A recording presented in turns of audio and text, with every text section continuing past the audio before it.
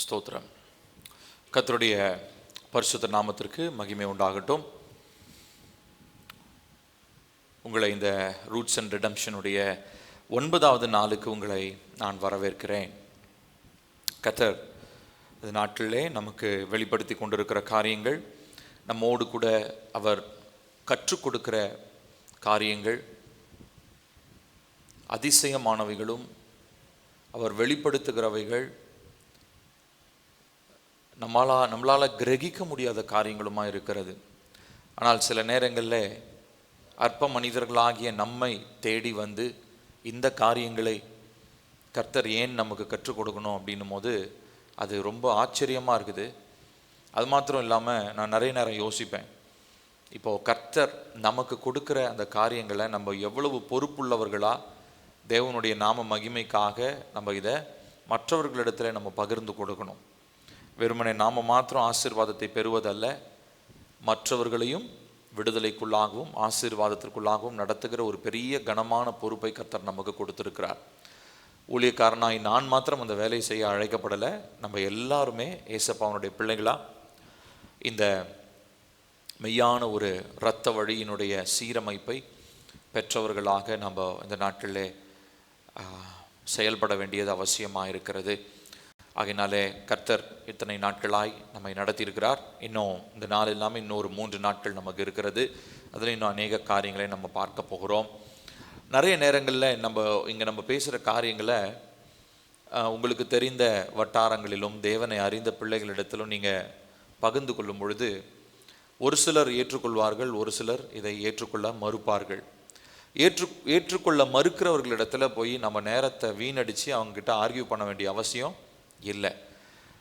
உண்மையாலுமே இந்த மாதிரி மெய்யான விடுதலைக்காக இயங்குகிற ஆத்துமாக்களை பல இடங்களிலே கர்த்தர் உருவாக்கி வச்சிருக்கிறார். நம்ம எப்படி ஜெபம் பண்ணோன்னா, ஆண்டவரே அப்படிப்பட்ட ஆத்துமாக்களை எனக்கு காண்பீங்க. என்னுடைய கான்வர்சேஷன், என்னுடைய உரையாடல் உங்களுடைய சத்தியத்தை வாஞ்சையா தேடுற மக்களோட தான் என்னுடைய உரையாடல் இருக்கணும். அப்படிப்பட்டவர்களோட என்னுடைய ஐக்கியம் ஏற்படுத்துங்கன்னு சொல்லி நம்ம ஒவ்வொரு நாளும் நம்ம ஜெபிக்கணும்.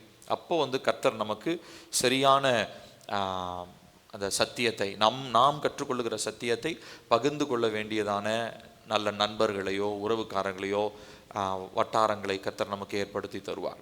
ஏன்னு சொல்லி சொன்னால், இது நம்மளோடு இது அழிஞ்சிடக்கூடாது இல்லையா? நம்ம ஒவ்வொரு இதுலேயும் நம்ம பார்க்கறது தலைமுறைகளுக்கும் இது நிலை நிற்கக்கூடிய ஒரு பெரிய ஒரு ஆசீர்வாதம். அவருடைய கிருபை எவ்வளவு பெருசாக இருக்கோ அந்த அளவுக்கு அவருடைய அந்த தலைமுறை தோறும் அவர் பாராட்டுவேன்னு சொன்ன அந்த தயவு அந்த இரக்கம் இல்லைங்களா, அது நம்மளால் கிரகிக்க முடியாததாக இருக்கிறது. அதை வரும் காலங்களில் இன்னும் அதிகமாக நாம் புரிந்து கொள்ள போகிறோம். நம்ம இந்த blood line restoration, roots and ரிடம்ஷன்றது இது வெறுமனே ஒரு ஆரம்பம். இந்த வருடத்தில் அநேக காரியங்களை கர்த்தர் உங்களுக்கு நிச்சயமாக வெளிப்படுத்துவார். வெளிப்பாடுகள் உங்களுக்கு உண்டாகும். வசனங்களில் பேசுவார், ஜெபிக்கிற நேரங்களில் பேசுவார், நாம் சபை கூடி வரும்பொழுது கர்த்தர் பேசுவார். ஆனால் நமக்கு தேவையெல்லாம் நம்முடைய ஆத்துமா வாஞ்சை உள்ளவங்களா, அட்டென்டிவா கீழ்ப்படிதல் உள்ளவங்களா, நான் கவனத்தோடு கேட்கணும் அப்படின்ற ஒரு வாஞ்சையோடு நம்ம இருந்தால் மாத்திரம் போதும். கர்த்தர் நம்முடைய வாழ்க்கையில் உண்மையாய் செயல்படுவார். நல்லது. நாம் இந்த நாளினுடைய போதனைக்குள்ளாக நாம் போகலாம்.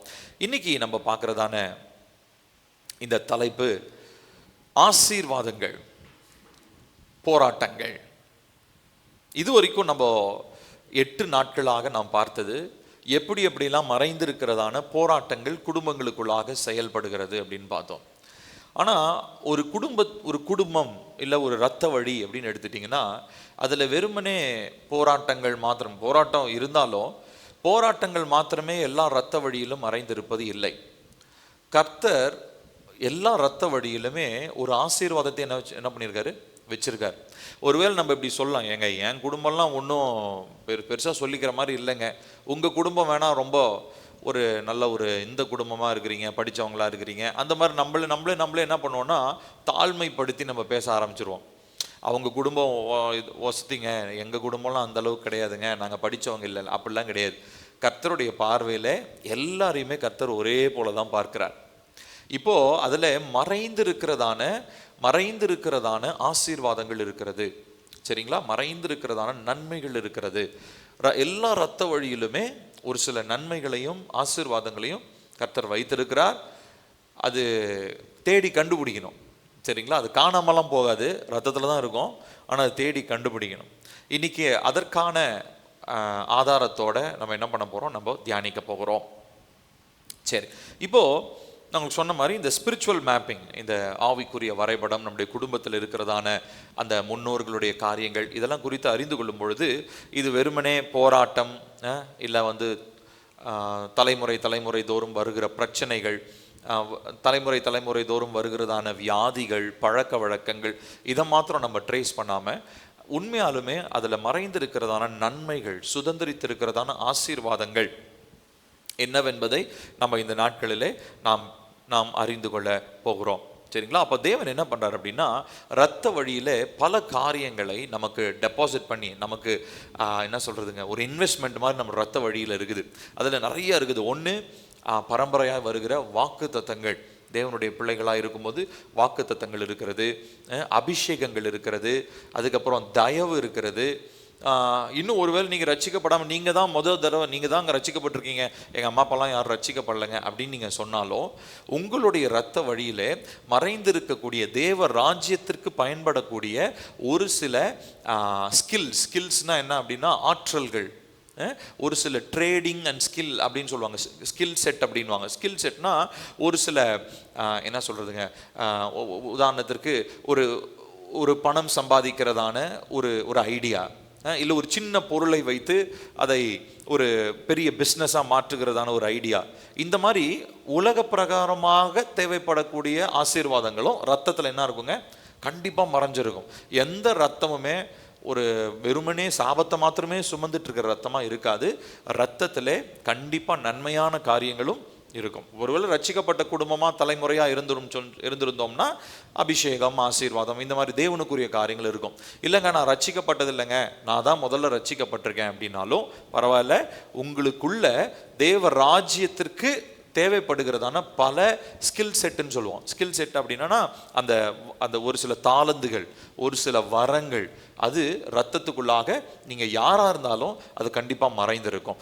அதை நாம் அடையாளப்படுத்தி எப்படி அது தேவனுடைய நாம மகிமைக்காக, நம்மளுடைய குடும்பத்தின் ஆசீர்வாதத்திற்காக அதை எப்படி நம்ம ஆக்டிவேட் பண்ணுறது, அதை எப்படி கண்டுபிடித்து அதை செயல்படுத்துறது அப்படின்றத நம்ம பார்க்க போகிறோம்.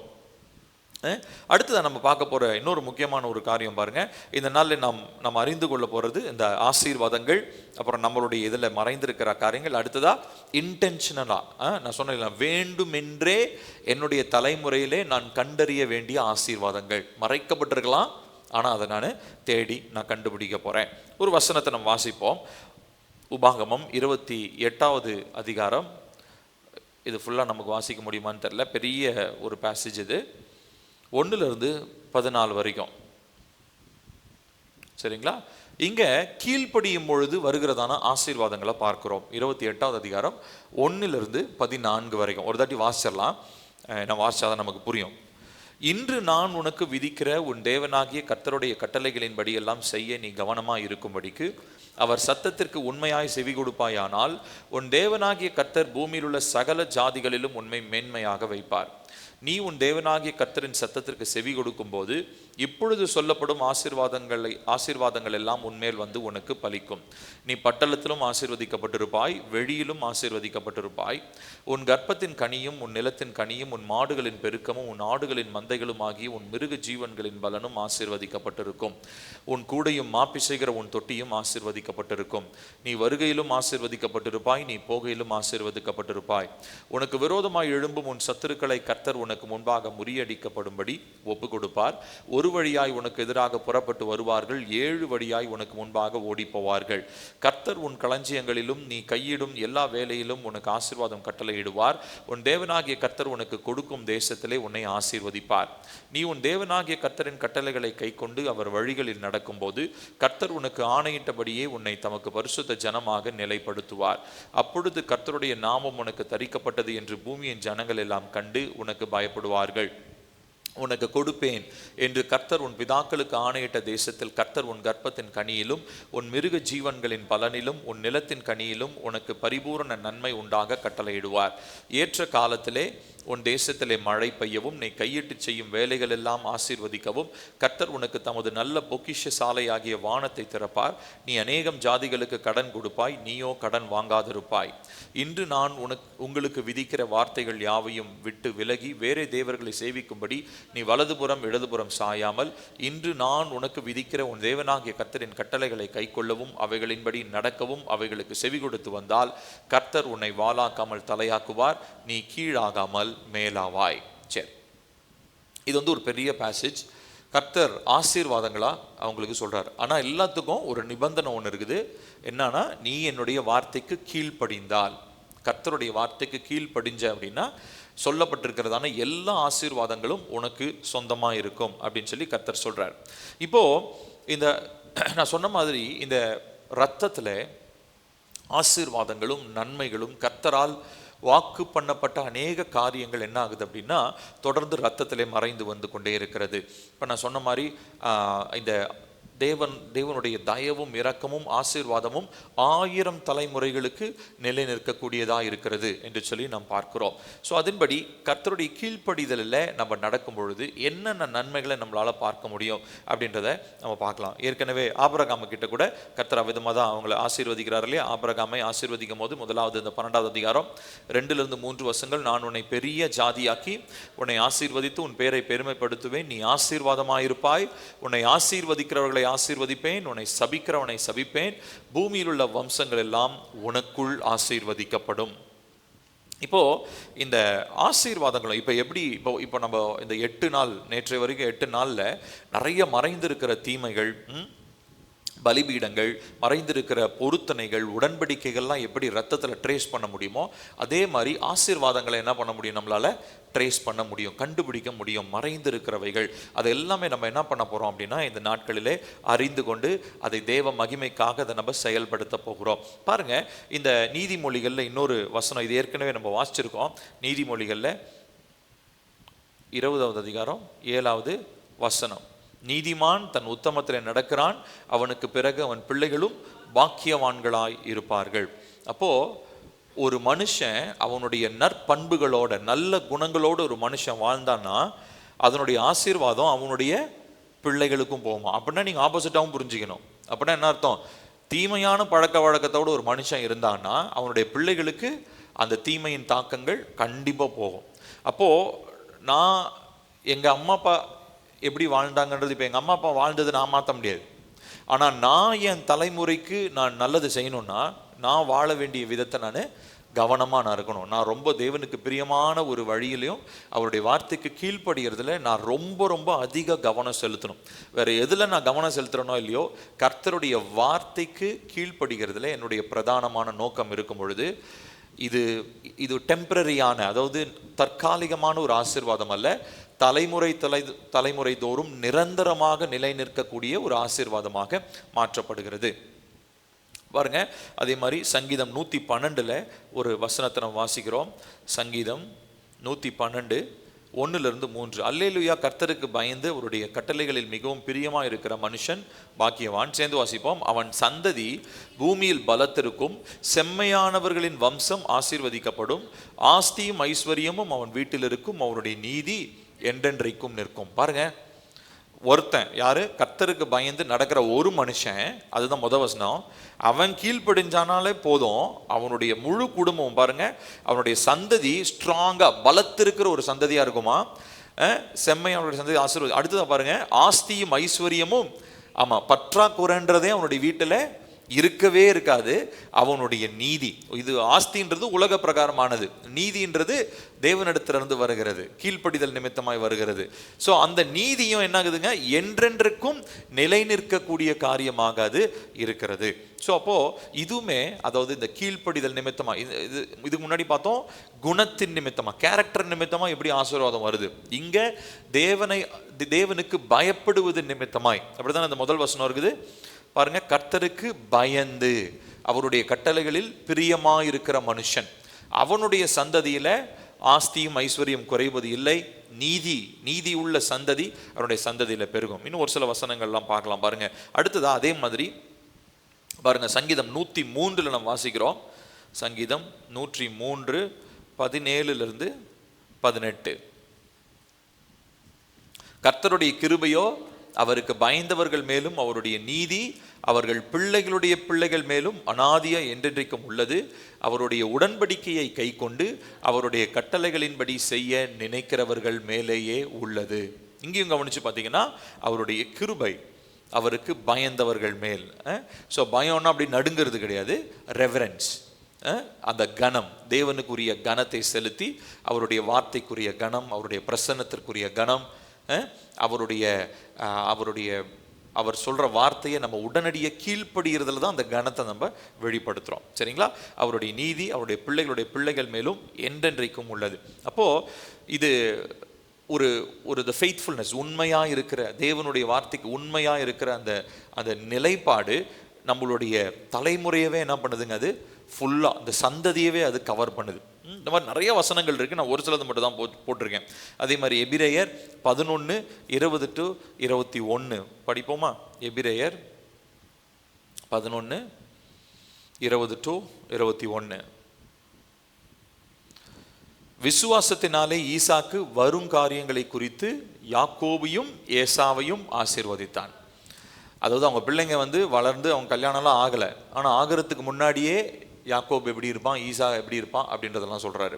அடுத்ததான் நான் ஏற்கனவே உங்களுக்கு சொன்னேன் இல்லைங்களா, யாக்கோபு ஒரு தீர்க்கதரிசி போல செயல்பட்டு தேவனுடைய வாயாக இருந்து ஒட்டுமொத்த குடும்பத்தினுடைய தலைவனாக இருந்து என்ன பண்றாரு, மரிக்கிற நேரத்தில் பிள்ளைகளை குறித்து ஒரு தீர்க்கதரிசன வார்த்தைகள் அவர் சொல்றதை நம்ம பார்க்குறோம். பாருங்க, விசுவாசத்தினாலே யாக்கோபு தன் மரண காலத்தில் யோசேப்பினுடைய குமாரர் இருவரையும் ஆசீர்வதித்து தன் கோலின் முனையிலே சாய்ந்து தொழுது கொண்டான்.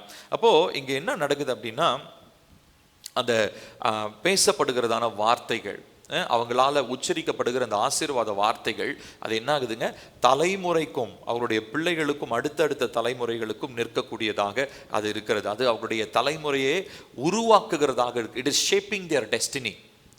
அவர்களுடைய தலைமுறையை உருவாக்கக்கூடிய வல்லமையுடையது. முற்பிதாக்கள் ஆசீர்வதித்து கீழ்ப்படிந்த முற்பிதாக்கள், சும்மான முற்பிதாக்கள் இல்லை, கீழ்ப்படிந்த முற்பிதாக்கள் பிள்ளைகளை ஆசீர்வதிக்கும் பொழுது அவர்களுக்கு எல்லா விதத்திலும் அது பெரிய நன்மையாக இருக்கிறது. அதே போல ஆதியாகமம் 26 நம்ம வாசிக்கிறோம். ஆதியாகமம் 26:3-5. இந்த தேசத்திலே வாசம் பண்ணு, நான் உன்னோடே கூட இருந்து உன்னை ஆசீர்வதிப்பேன். நான் உனக்கும் உன் சந்ததிக்கும் இந்த தேசங்கள் யாவையும் தந்து உன் தகப்பனாகிய ஆபிரகாமுக்கு நான் இட்ட ஆணையை நிறைவேற்றுவேன்.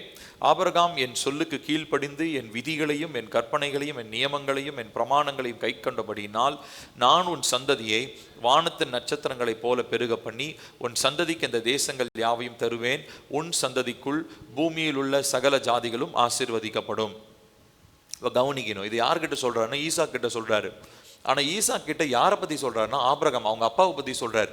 உங்க அப்பா என் வார்த்தைக்கு கீழ்ப்படிஞ்சதுனால, பாருங்க, ஆபிரகாம் என் சொல்லுக்கு கீழ்ப்படிந்து விதி கற்பனை நியமம் பிரமாணங்கள் எல்லாவற்றையும் கை கொண்டபடியினால் நான் உன் சந்ததியை. இங்க ஈசாக்குடைய நேரடி கீழ்ப்படிதல் இல்லை, ஈசாக்கு இதுக்கப்புறம் கீழ்ப்படிவாரு. பட் இதுக்கு முன்னாடி ஏற்கனவே ஈசாக்கு கீழ்ப்படிதலுக்குரிய பாத்திரமா எப்படி அவர் மாற்றப்பட்டாரு? ஏன்னா அவங்க அப்பாவுடைய கீழ்ப்படிதல். நான் சொல்றது புரியுதுங்களா உங்களுக்கு? இங்க பாருங்க, அது ஒரு பெரிய லிஸ்டே போட்டிருக்கு. என் விதிகள், என் கற்பனைகள், என் நியமங்கள், என் பிரமாணங்கள், இவ்வளவு இருக்குது. ஸோ இதெல்லாம் டீட்டெயிலாக படிக்கிறது நமக்கு டைம் இல்லை. பட் இதெல்லாமே தனித்தனி அர்த்தமுடையவைகள்.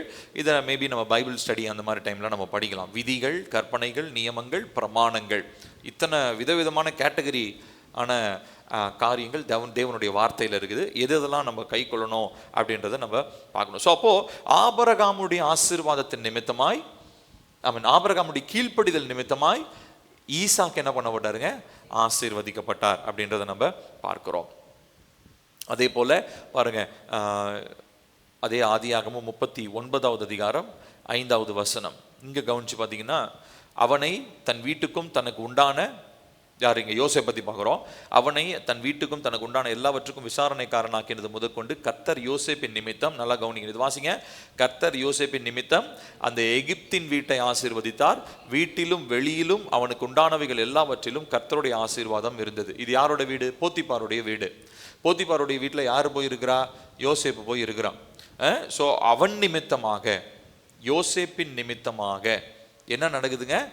அவன் அப்போ பாருங்க, அந்த பிளெஸ்ஸிங் உடைய ஒரு மனுஷன் எப்படி செயல்படுறான்னா, ஒரு டிரான்ஸ்ஃபார்மர் மாதிரி வச்சுக்குவோம். டிரான்ஸ்ஃபார்மர் பக்கத்தில் போனாலே என்ன ஆகுங்க, அப்படியே கரண்ட்டு அப்படியே பயங்கர கரண்ட்டோட ஃப்ளோ. அந்த ஒரு சில டிரான்ஸ்ஃபார்மர் நல்ல ஹெவி வோல்டேஜ் வர்ற டிரான்ஸ்ஃபார்மர் பக்கத்தில் ஒன்று சத்தம் வரும், குர்ன்னு சத்தம் வரும். அந்த கரண்ட்டோடைய சவுண்டே கேட்கலாம் நீங்கள் லிட்டரலாக. இப்போ இருக்கிற டிரான்ஸ்ஃபார்மர்லாம் கொஞ்சம் கொஞ்சம் சொஃபிஸ்டிகேட்டட் ஆகிட்டாங்க. முதல்ல இருக்கிற டிரான்ஸ்ஃபார்மர் பெரிய காயில் கட்டி வச்சுருப்பாங்க பாருங்கள், எனக்குலாம் ஞாபகம் இருக்குது சின்ன வயசில். அந்த மாதிரி டிரான்ஸ்ஃபார்மர் பக்கத்தில் நிற்கவே விட மாட்டாங்க யாரும் பொதுவாக, இல்லையா? ஏன்னா அது ரொம்ப பயங்கர ஹெவி பவர் வோல்டேஜ். அப்போது அது பக்கத்தில் நீங்கள் ஒரு மீட்டர் பக்கத்தில் போனாலே என்ன ஆகுங்க, அப்படி பயங்கரமாக அந்த ஒரு அந்த சத்தம் இருக்கும். அது பார்க்கவே நமக்கு ஒரு மாதிரி இருக்கும், ஐயோ கரண்ட் அடிச்சிருமே அப்படின்ட்டு. இப்போ அந்த மாதிரி தான் ஆசீர்வாதத்தை சுமக்கிற மனுஷன் இருக்கிறான், a righteous carrier. அவன் என்ன பண்ணுறான் அப்படின்னா, அந்த ஆசீர்வாதத்தை தன்னுடைய ரத்தத்தில் மாத்திரம் இல்லை, தான் இருக்கக்கூடிய இடத்தில் கர்த்தர் அவனை அந்த இடத்துல வச்சிருக்கிறார், இல்லையா? கர்த்தர் யாக்கோபுனுடைய குடும்பம் பராமரிக்கப்படணுன்றதுக்காக கர்த்தர் யாரை கொண்டு போய் வச்சாரு? யோசேப்பை கொண்டு போய் வச்சார், இல்லைங்களா? இப்போ அந்த மாதிரி என்ன நடக்குது அப்படின்னு பார்த்தீங்கன்னா, யோசேப்பின் மூலமாக அவனை சுற்றி இருந்ததான குடும்பத்தினர் என்ன பண்ண போட்டாங்க? ஃபர்ஸ்ட் போத்திபாருடைய வீடு, அதுக்கப்புறம் அங்கிருந்து சிறைச்சாலைக்கு போனால், சிறைச்சாலையிலையும் அவன் நிமித்தமாக ஒரு ஆசீர்வாதம். சிறைச்சாலையிலிருந்து அடுத்து எங்கே போறாரு? பார்வோன் இடத்துக்கே நேரடியாக போறாரு. பார்வோன் இடத்துலையும் போனால் அங்கேயும் ஆசீர்வாதம். பாருங்க, யோசேப்பு போற எல்லா இடத்துலையும் யோசேப்பின் மூலமாக கர்த்தர் அவனை ஆசீர்வதிச்சார், ஓகே. ஆனா அவன் நிமித்தமா அவனை சுற்றி இருக்கிறவர்களுக்கு என்ன இருங்க? ஆசீர்வாதமும் நன்மையும் உண்டாகுது. அப்போ இப்படிப்பட்டவர்களாக தான் கர்த்தர் நம்மளை மாற்ற விரும்புகிறார். we are not only carriers of brokenness, but we are also carriers of blessings. உடைக்கப்பட்ட நிலைகளை சுமக்கிறவர்கள் மாத்திரமல்ல, ஆசீர்வாதங்களையும் சுமக்கிறவர்களாக கர்த்தர் நம்மை மாற்றுகிறார்.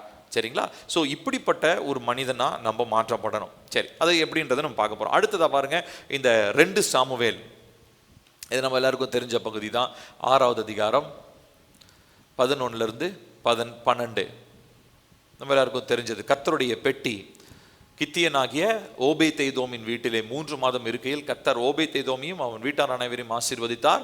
தேவனுடைய பெட்டி நிமித்தம் கர்த்தர் ஓபேத்-ஏதோமின் வீட்டையும் அவனுக்கு உண்டான எல்லாவற்றையும் ஆசீர்வதித்தார் என்று தாவீது ராஜாவுக்கு அறிவிக்கப்பட்டது. அப்பொழுது தாவீது தேவனுடைய பெட்டியை ஓபேத்-ஏதோமின் வீட்டிலிருந்து தாவீதின் நகரத்திற்கு மகிழ்ச்சியுடனே கொண்டு வந்தான். இங்கே பாருங்க, அப்போ தேவனுடைய பிரசன்னத்தை நம்ம சுமக்கிறவங்களா நம்ம இருக்கும் பொழுது, அதாவது இந்த உடன்படிக்கை பெட்டி மாதிரி, உடன்படிக்கை பெட்டி என்ன ஆகுதுங்க? தேவனுடைய பிரசன்னத்தினுடைய அடையாளம். தேவனுடைய பிரசன்னத்தை சுமக்கிறவங்களா இருக்கும்போது அந்த தேவ பிரசன்னம் போகிற அந்த உடன்படிக்கை பெட்டி போகிற இடம் எல்லாம் என்ன இருந்ததுங்க? ஆசீர்வாதம் இருந்தது. ஓபேத்-ஏதோம் அவர் சாதாரணமாக ஒரு இஸ்ரவேலன். ஆனால் அவர் வீட்டில் அந்த பெலிஸ்தர்கள்கிட்ட இருந்து வந்ததான அந்த உடன்படிக்கை பெட்டி தற்காலிகமான என்ன இருந்ததுங்க? அவங்க வீட்டில் இருந்தது. அந்த 3 மாதம் ஓபேத்-ஏதோமுடைய வீட்டில் எப்படி இருக்குங்களாம்? பயங்கரமான ஆசீர்வாதம். அவங்க வீட்டில் இருந்த எல்லா பகுதிகளிலுமே கர்த்தர் ஒரு பெரிய ஆசீர்வாதத்தையும் பாதுகாப்பையும் கர்த்தர் கட்டளையிடுறார். அப்போ இந்த தேவ பிரசன்னம் சுமக்கிறவர்களாக மாற்றப்பட வேண்டும். அருமையான ஒரு பாட்டு ஃபாதர் எழுதியிருக்கிறாங்க. கர்த்தரின் பெட்டகம் தோல் மேலே, கல்வாரி நாயகன் எனக்குள்ளே. நம்ம தான் அந்த பெட்டகம், நம்ம தான் அந்த உடன்படிக்கை பெட்டியை போல தேவ பிரசன்னத்தை சுமந்து செல்லுகிறவர்களாக நாம் இருக்கிறோம். பாருங்க, ஸோ இதில் ஒரு சில காரியங்களை இப்போ இது வரைக்கும், அதாவது நான் முதல் நாள்லேருந்து நான் பார்த்த ஒரு சில காரியங்களை வரிசையாக அப்படி நான் ஒரு வரையறையாக தமிழ்லையும் போட்டிருக்கேன், நீங்கள் அப்படியே பார்த்து எழுதிக்கோங்க. ஸோ முதலாவது கீழ்ப்படிதலை கவனித்தோம், இல்லையா?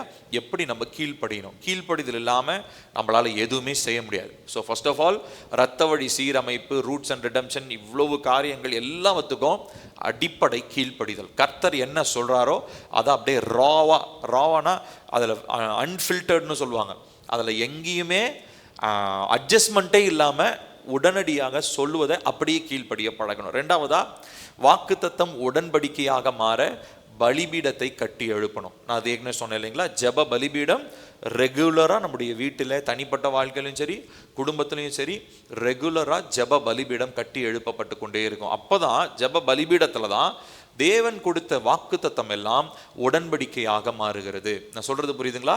வாக்குத்தத்தம் வேறு, உடன்படிக்கை வேறு.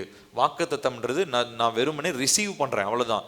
ஆனால் அது என் வாழ்க்கையில் நடைமுறைப்படுத்தணும், அது செயல்பாட்டுக்கு வரணும், அந்த வாக்குத்தத்தனுடைய பலனை நான் பார்க்கணுன்னா அந்த வாக்குத்தத்தத்தை கொண்டு வந்து பலிபீடத்தில் வச்சு நான் என்ன பண்ணணும்? ஜெபம் பண்ணணும். அந்த வாக்குத்தத்தத்தை சொல்லி நான் ஜெபிக்கும் போது வாக்குத்தத்தம் உடன்படிக்கையாக மாறுகிறது. புரியுதுங்களா? இது ரெண்டாவதா நம்ம பார்த்தோம். அடுத்து மூன்றாவதாக உடன்படிக்கைக்கு உண்மையாக இருக்க வேண்டும். என்ன உடன்படிக்கையை நம்ம பண்றோமோ, கர்த்தருடைய வாக்குத்தத்தத்தை நம்ம சொல்லி ஜெபிக்கிறோம், ஒரு உடன்படிக்கையா மாறுது. என்ன சொல்லி ஜெபிக்கிறோமோ அந்த வார்த்தைகளுக்கு நம்ம எப்படி இருக்கணுங்க? அவர் உண்மை உள்ளவராக தான் இருப்பார். அவர் உடன்படிக்கையின் தேவன், அவர் மாறவே மாட்டார். ஆனால் நம்ம அந்த உடன்படிக்கைக்கு நம்ம உண்மை உள்ளவர்களாக இருக்க வேண்டும். சரிங்களா? 3 காரியம். அடுத்து இன்னும் 3 காரியங்கள் இருக்கு. அடுத்ததா நீதியுள்ள குணமுள்ளவர்களாக நாம் இருக்க வேண்டும்.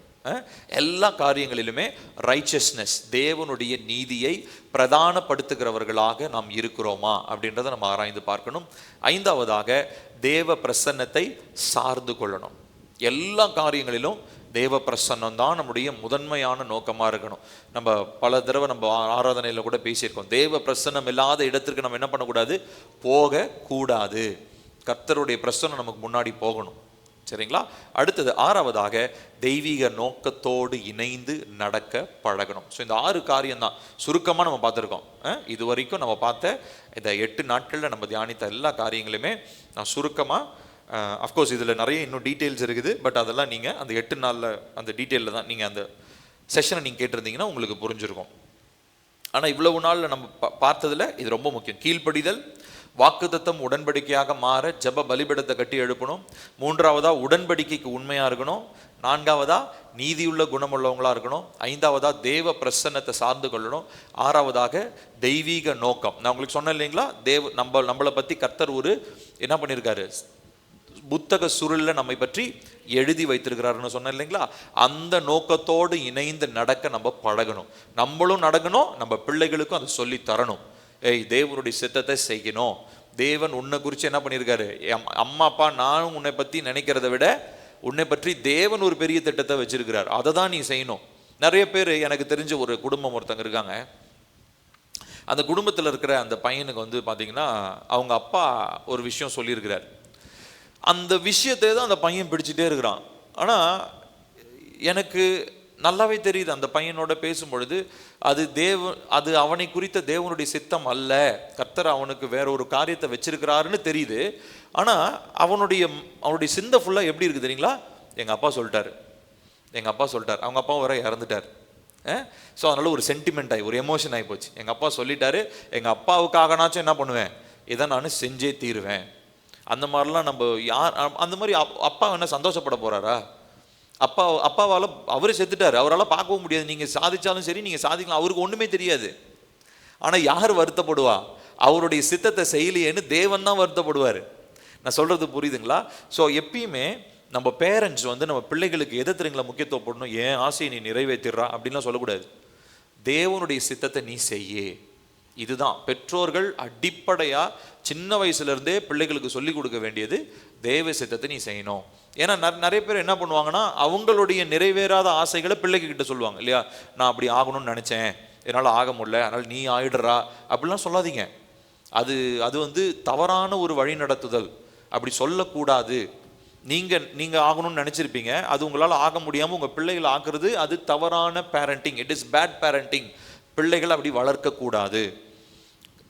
ஒருவேளை நம்ம தவறான தீர்மானம் எடுத்துருக்கலாம், ஆனால் பிள்ளைகள் சரியான தீர்மானம் எடுக்க, தேவ சித்தத்தின்படி தீர்மானம் எடுக்க நம்ம என்ன பண்ணணும், அவங்களுக்கு என்கரேஜ் பண்ணணும், அவங்களுக்கு சொல்லி கொடுக்கணும். சரிங்களா? ஏன் விருப்பம் இல்லை தம்பி, நீ தேவனுடைய சித்தத்தை செய்யணுன்றதை நம்ம சொல்லித்தரணும். அதனால இந்த தெய்வீக நோக்கத்தை இணைந்து நடக்கிறதுன்றது ரொம்ப ரொம்ப அத்தியாவசியமானது. அதுவும் சிறு பிராயத்திலிருந்த பிள்ளைகளுக்கு நீங்கள் கற்றுக் கொடுக்க வேண்டியது ரொம்ப ரொம்ப அவசியம். சரி, இப்போ இதில் நீங்கள் கவனிச்சு பார்த்தீங்கன்னா, இந்த எப்படி பிசாசுனுடைய போராட்டங்கள்லாம் தலைமுறை தோறும் தொடர்ந்து வருதோ, அதாவது பலிபீடங்கள், தீமையின் பலிபீடங்கள், உடன்படிக்கைகள், பொருத்தனைகள் இப்படிலாம் தொடர்ந்து வருகிறதோ, அதே போல கீழ்ப்படிதலின் நிமித்தமாய், உடன்படிக்கைக்கு ஒருங்கிணைந்து நடக்கிற பழக்கத்தின் நிமித்தமாய் ஆசீர்வாதங்களும் என்னாகும், தொடர்ந்து வரும். நான் சொல்றது புரியுதுங்களா? இப்போ நீங்கள் வந்து தேவனுடைய வார்த்தை கீழ்ப்படுறீங்க, உங்கள் பிள்ளையவும் கீழ்ப்படியே நீங்கள் கற்றுக் கொடுக்குறீங்க. அதுக்கப்புறம் நீங்கள் கவலைப்பட வேண்டிய அவசியமே இல்லை. ஏன்னா உங்களுடைய தலைமுறையில் கண்டிப்பாக அது நிலைத்திருக்கும். நீங்கள் ஐயோ நம்மளுடைய தலைமுறை எப்படி இருக்கும், நம்முடைய சந்ததி எப்படி, அதெல்லாம் யோசிக்க வேண்டிய அவசியமே இல்லை. நம்ம கீழ்ப்படியணும், நம்ம பிள்ளைகள் கீழ்ப்படியே நம்ம கற்றுக் கொடுக்கணும். அந்த 2 பொறுப்பு தான் கர்த்தர் நமக்கு கொடுக்குறார். நமக்கு அடுத்து வர 3வது தலைமுறை எப்படி இருக்கும்னு நீங்க பயப்பட வேண்டிய அவசியமே இல்லை. இந்த 2 காரியத்தை நம்ம ஒழுங்கா செஞ்சோம்னா அடுத்து வர தலைமுறைகள் கர்த்தர் ஆசீர்வாதத்திற்குள்ள அவங்களை நிலை நிற்க வைப்பார். சரிங்களா? இதை நம்ம தெளிவாக புரிந்து கொள்ள வேண்டும். அப்போ நம்மளுடைய குடும்பம் சத்தியத்துல எந்த பாதையில நடந்திருக்கிறாங்க, எந்த இடத்துல என்னுடைய குடும்பத்திலே நன்மைகள் மறைந்திருக்கிறது அப்படின்றதெல்லாம் நம்ம கவனிச்சு பார்க்கணும். இன்னொரு இடத்துல கூட நம்ம பார்க்கிறோம், இந்த ஆபிரகாம் இருக்கார் இல்லைங்களா, ஆபிரகாம் என்ன பண்றாரு அப்படின்னா, அவர் போற இடத்துல அவர் வந்து கிணறு வெட்டுறாரு. அங்கே வந்து அவருக்கு அந்த கிணத்துல அவ்வளோ அவருக்கு இது இல்லை. ஆனால் அதுக்கப்புறம் அவருடைய பையன் வந்து அவங்க அப்பா வெட்டின இடத்துலயே திரும்ப ரீடிக் பண்ணுறாரு கிணறு. அந்த டைமில் அவருக்கு ஆசீர்வாதம், தண்ணி வருது. ஸோ அந்த மாதிரி ஒரு சிலருடைய குடும்பத்தில் அந்த மாதிரி கூட இருக்கலாம்.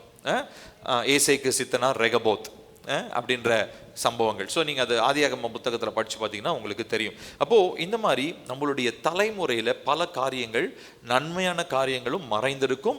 அதை கர்த்தருடைய சமூகத்தில் கேட்கணும். இப்போ எப்படி ஏசப்பா மறைஞ்சிருக்கிற தீமையை வெளிப்படுத்துங்க, என் பிள்ளை கீழ்ப்படியாமல் இருக்கிறான், என் கணவர் ரட்சிக்கப்படாமல் இருக்காங்க, இப்படிலாம் நம்ம மறைஞ்சிருக்கிறத வெளிப்படுத்தணும்னு கேட்குறோம் பார்த்தீங்களா? இதே மாதிரி கர்த்தாவே என் குடும்பத்தில் மறைந்திருக்கிற நன்மைகள் என்ன, என் குடும்பத்தில் மறைந்திருக்கிற ஆசீர்வாதங்கள் என்ன, அபிஷேகங்கள் என்ன, வரங்கள் தாளந்துகள் என்ன அப்படின்னு சொல்லி தேவனுடைய சமூகத்தில் நம்ம கேட்டு நாம் அடையாளப்படுத்த வேண்டியது அவசியமாக இருக்கிறது. நான் சொன்னது புரியுதுங்களா? இப்போ அடுத்து நாம் பார்க்கிறது இந்த அபிஷேகம், இந்த மேண்டில்ஸ் அப்படின்னு சொல்கிறோம். நான் உங்களுக்கு ஏற்கனவே சொன்ன மேண்டில் அப்படின்னா அது எங்கேருந்து, அந்த வார்த்தை எங்கேருந்து வருது? எலியா, எலிசா, அங்கே தான் நம்ம முதல் தடவை மேண்டில்ன்ற வார்த்தையை ஆங்கிலத்தில் பார்க்குறோம். மேண்டில்னா என்ன அப்படின்னா எலியாவின் இடத்துலேருந்து விழுந்த அந்த சால்வை. அந்த சால்வன்றது அது வெறுமனே ஒரு துணி தான். ஆனால் அது எதற்கு அடையாளமாக பார்க்கப்படுகிறதுனா எலியா மேலிருந்த அபிஷேகம் எலிசாவுக்கு கிடைத்தது போல அப்படின்ற மாதிரி ஒரு புரிதலில் நம்ம பார்க்குறோம். ஸோ மேண்டில் அப்படின்றதெல்லாம் எங்கே யூஸ் பண்ணுறோமோ அங்கே அனாயிண்டிங், அபிஷேகம் அப்படின்றத நீங்கள் புரிஞ்சுக்கோங்க. ஸோ இந்த மாதிரி அபிஷேகமும் என்ன ஆகுது அப்படின்னா தலைமுறை தோறும் தொடர்ந்து வந்து கொண்டே இருக்குது. இப்போ நான் ஃபர்ஸ்ட் என்ன சொன்னேன்? ரத்த வழியில் ஆசீர்வாதங்கள், கீழ்ப்படிதல்னா அது கீழ்ப்படிதல் நிமித்தமாக ஒரு ஆசீர்வாதம், உடன்படிக்கை இணங்கி நடந்தாங்கன்னா அந்த நிமித்தமாக ஆசீர்வாதம் ரத்த வழியில் வரும். இப்போ அதே மாதிரி அபிஷேகம் பாருங்க, வாசிப்போம். 2 தீமோத்தேயு 1வது அதிகாரம், 2 தீமோத்தேயு 1வது அதிகாரம் 5-6 வசனங்கள். இங்க தீமோத்தேயுவை பத்தி பவுல் சொல்றாரு, அந்த விசுவாசம் முந்தி உன் பாட்டியாகிய லோவிசாலுக்குள்ளும் உன் தாயாகிய ஐனிக்கேயாளுக்குள்ளும் நிலைத்திருந்தது, அது உனக்குள்ளும் நிலைத்திருக்கிறது என்று நிச்சயித்திருக்கிறேன். இது நிமித்தமாக நான் உன்மேல் என் கைகளை வைத்ததினால் உனக்கு உண்டான தேவ வரத்தை நீ அனல் மூட்டி எழுப்பி விடும்படி உனக்கு நினைப்பூட்டுகிறேன். இப்போ தீமோத்தேன்றவர் இவர் ஒரு வாலிப வயதில் இருக்கிற ஒரு போதகர், பாஸ்டர். இவர் வந்து பார்த்தீங்கன்னா இவர் வந்து பவுல் தான் என்ன பண்ணுறாருன்னா ஒரு ஆவிக்குரிய தகப்பனாக இருந்து அவரை மென்டர் பண்ணி ஒரு ஸ்பிரிச்சுவல் சன்னாக அந்த தீமோத்தேயை வளர்க்குறாரு. ஆவிக்குரிய நிலையில் வளர்க்க அவரை மகன் அப்படி தான் சொல்கிறார்.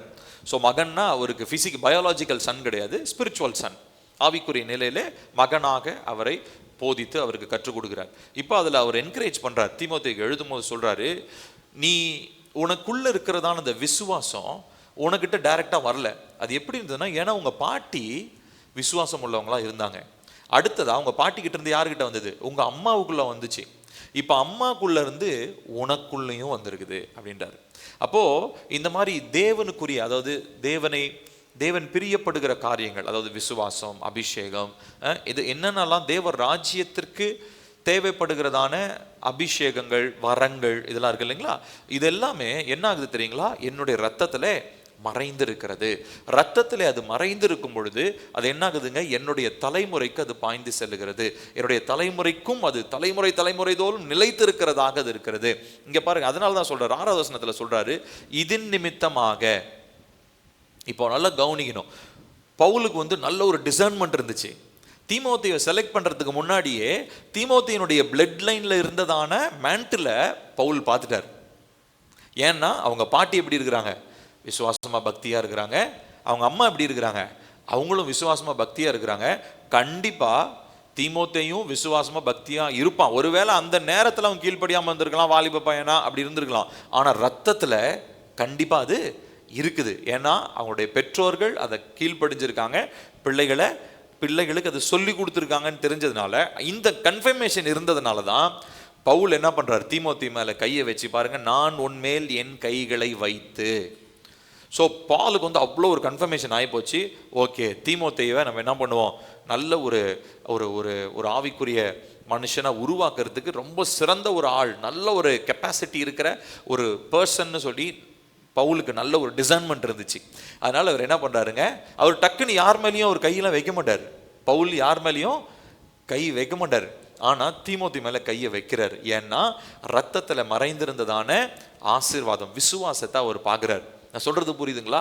அப்போ நம்ம ஆவிக்குரிய விதத்தில் ஒரு டிசிப்ளின், இப்போ பில்லியாகிய நான் என்னுடைய வாழ்க்கையில் ஒரு ஸ்பிரிச்சுவல் டிசிப்ளினை நான் கொண்டு வந்து, நல்லா கவனிக்கணும், தனிப்பட்ட ஒழுக்கத்தை எனக்குள்ள கொண்டு வந்து அது நிமித்தம் தேவ சமூகத்தில் நான் காத்திருக்கிறேன்னு வச்சுக்கோங்களேன், அதனுடைய ஆசீர்வாதம் எனக்கும் உண்டாகும். அது என் ரத்தத்தில் என்ன ஆகிடும் தெரியுங்களா? இட் இஸ் பேசிக்கலி ஒரு கோடு மாதிரி, என்னுடைய டிஎன்ஏலேயே கோட் ஆகிடும். என்னது? அந்த ஒழுக்கம். இப்போ ஒரு சிலர்லாம் சொல்லுவாங்க, அதாவது இந்த பிஹேவியரில் சொல்லுவாங்க இல்லையா, அது பழக்க வழக்கத்தில். இப்போ ஒரு சிலர்லாம் வந்து பார்த்திங்கன்னா ரொம்ப டிசிப்ளின்டாக இருப்பாங்க. அப்பா பையனுக்கு வந்து டிசிப்ளின் சொல்லி தர வேண்டிய அவசியமே இல்லை. அவங்க அப்பா ஒரு சிலர்லாம் பார்த்துருக்க கூட மாட்டாங்க. இப்போது எனக்கு நல்லா ஞாபகம் இருக்குது, எங்கள் பெரியம்மா பையன், எனக்கு அண்ணன், அவர் எங்கள் பெரியப்பா வந்து அவர் ரொம்ப, எங்கள் அண்ணன் வந்து சின்ன வயசில் இருக்கும்போது எங்கள் பெரியப்பா இறந்துட்டாராம். அதாவது எங்கள் அண்ணனுக்கு அவங்க அப்பாவை பார்த்ததான ஞாபகமே அவ்வளோவா இருந்திருக்காது. அந்த மாதிரி ரொம்ப சின்ன வயசுலேயே இறந்துட்டாராம். ஆனால் எங்கள் மாமா, எங்கள் அம்மா எல்லாரும் சொல்லுவாங்க, அவர் செய்வது, அவர் அவ்வளோ நல்ல ஒரு நீதிமானா, அந்த ஜப வாழ்க்கையில் ரொம்ப பரிசுத்தமாக, ரொம்ப சரியாக, அவர் எல்லாத்துலேயும் கரெக்டாக இருக்கணும்னு நினைக்கக்கூடிய ஒரு மனுஷன் எங்கள் பெரியப்பா. அதனால் அவர் இறந்துட்டாலும் அவரை பார்க்காமையே வளர்ந்த எங்களுடைய அண்ணன் பார்த்திங்கன்னா அப்படியே எங்கள் பெரியப்பா மாதிரியே இருப்பார். அவர் செய்கிறது, பேசுறது, அவர் ஜெபம் பண்ணுறதா இருக்கட்டும், பைபிள் படிக்கிறதா, அந்த மாதிரி எல்லா காரியங்கள்லையுமே அவர் இது எதனால வந்து தெரியுங்களா? அந்த ரத்தத்திலேயே மறைந்திருக்கிற ஒரு ஆசீர்வாதம். அது என்ன ஆகுதுங்க, அது அந்த காலத்தில் அது என்ன ஆகுதுங்க, ஏற்ற காலங்களிலே அது நம்ம அவங்கள ஜெபிச்சு அவங்கள ப்ரொடெக்ஷனுக்குள்ளேயே வச்சுட்டு இருந்தோம்னா சரியான டைமில் அது என்ன ஆகிடுங்க, அவங்கள அந்த அபிஷேகம் அவங்கள வழி நடத்த ஆரம்பிக்கும். 1 யோவான்ல வாசிக்கிறோம் இல்லைங்களா, உங்களுக்கு யாரும் எதுவும் கற்றுக் கொடுக்க வேண்டிய அவசியம் இல்லை, உங்கள் மேலே இருக்கிறதான பரிசுத்த ஆவியினுடைய அபிஷேகமே உங்களுக்கு சகலவற்றையும் போதிக்கும். அபிஷேகம் கற்றுத்தருமா, பரிசுத்த ஆவியானவர் கொடுக்கிற அபிஷேகம் நமக்கு கற்றுத்தரும் அப்படின்னு வசனம் நமக்கு சொல்லப்பட்டிருக்குது. ஸோ அப்போது இந்த அனாயிண்டிங், இந்த மேண்டில்ஸ், அது இரத்த வழியிலே அப்படியே பாய்ந்து செல்கிறதாக இருக்கிறது. நான் சொன்னேன் இல்லைங்களா, ஆதியாகமம் 26வது அதிகாரத்தில் நான் சொன்ன அந்த சம்பவம் 26:18 பாருங்க.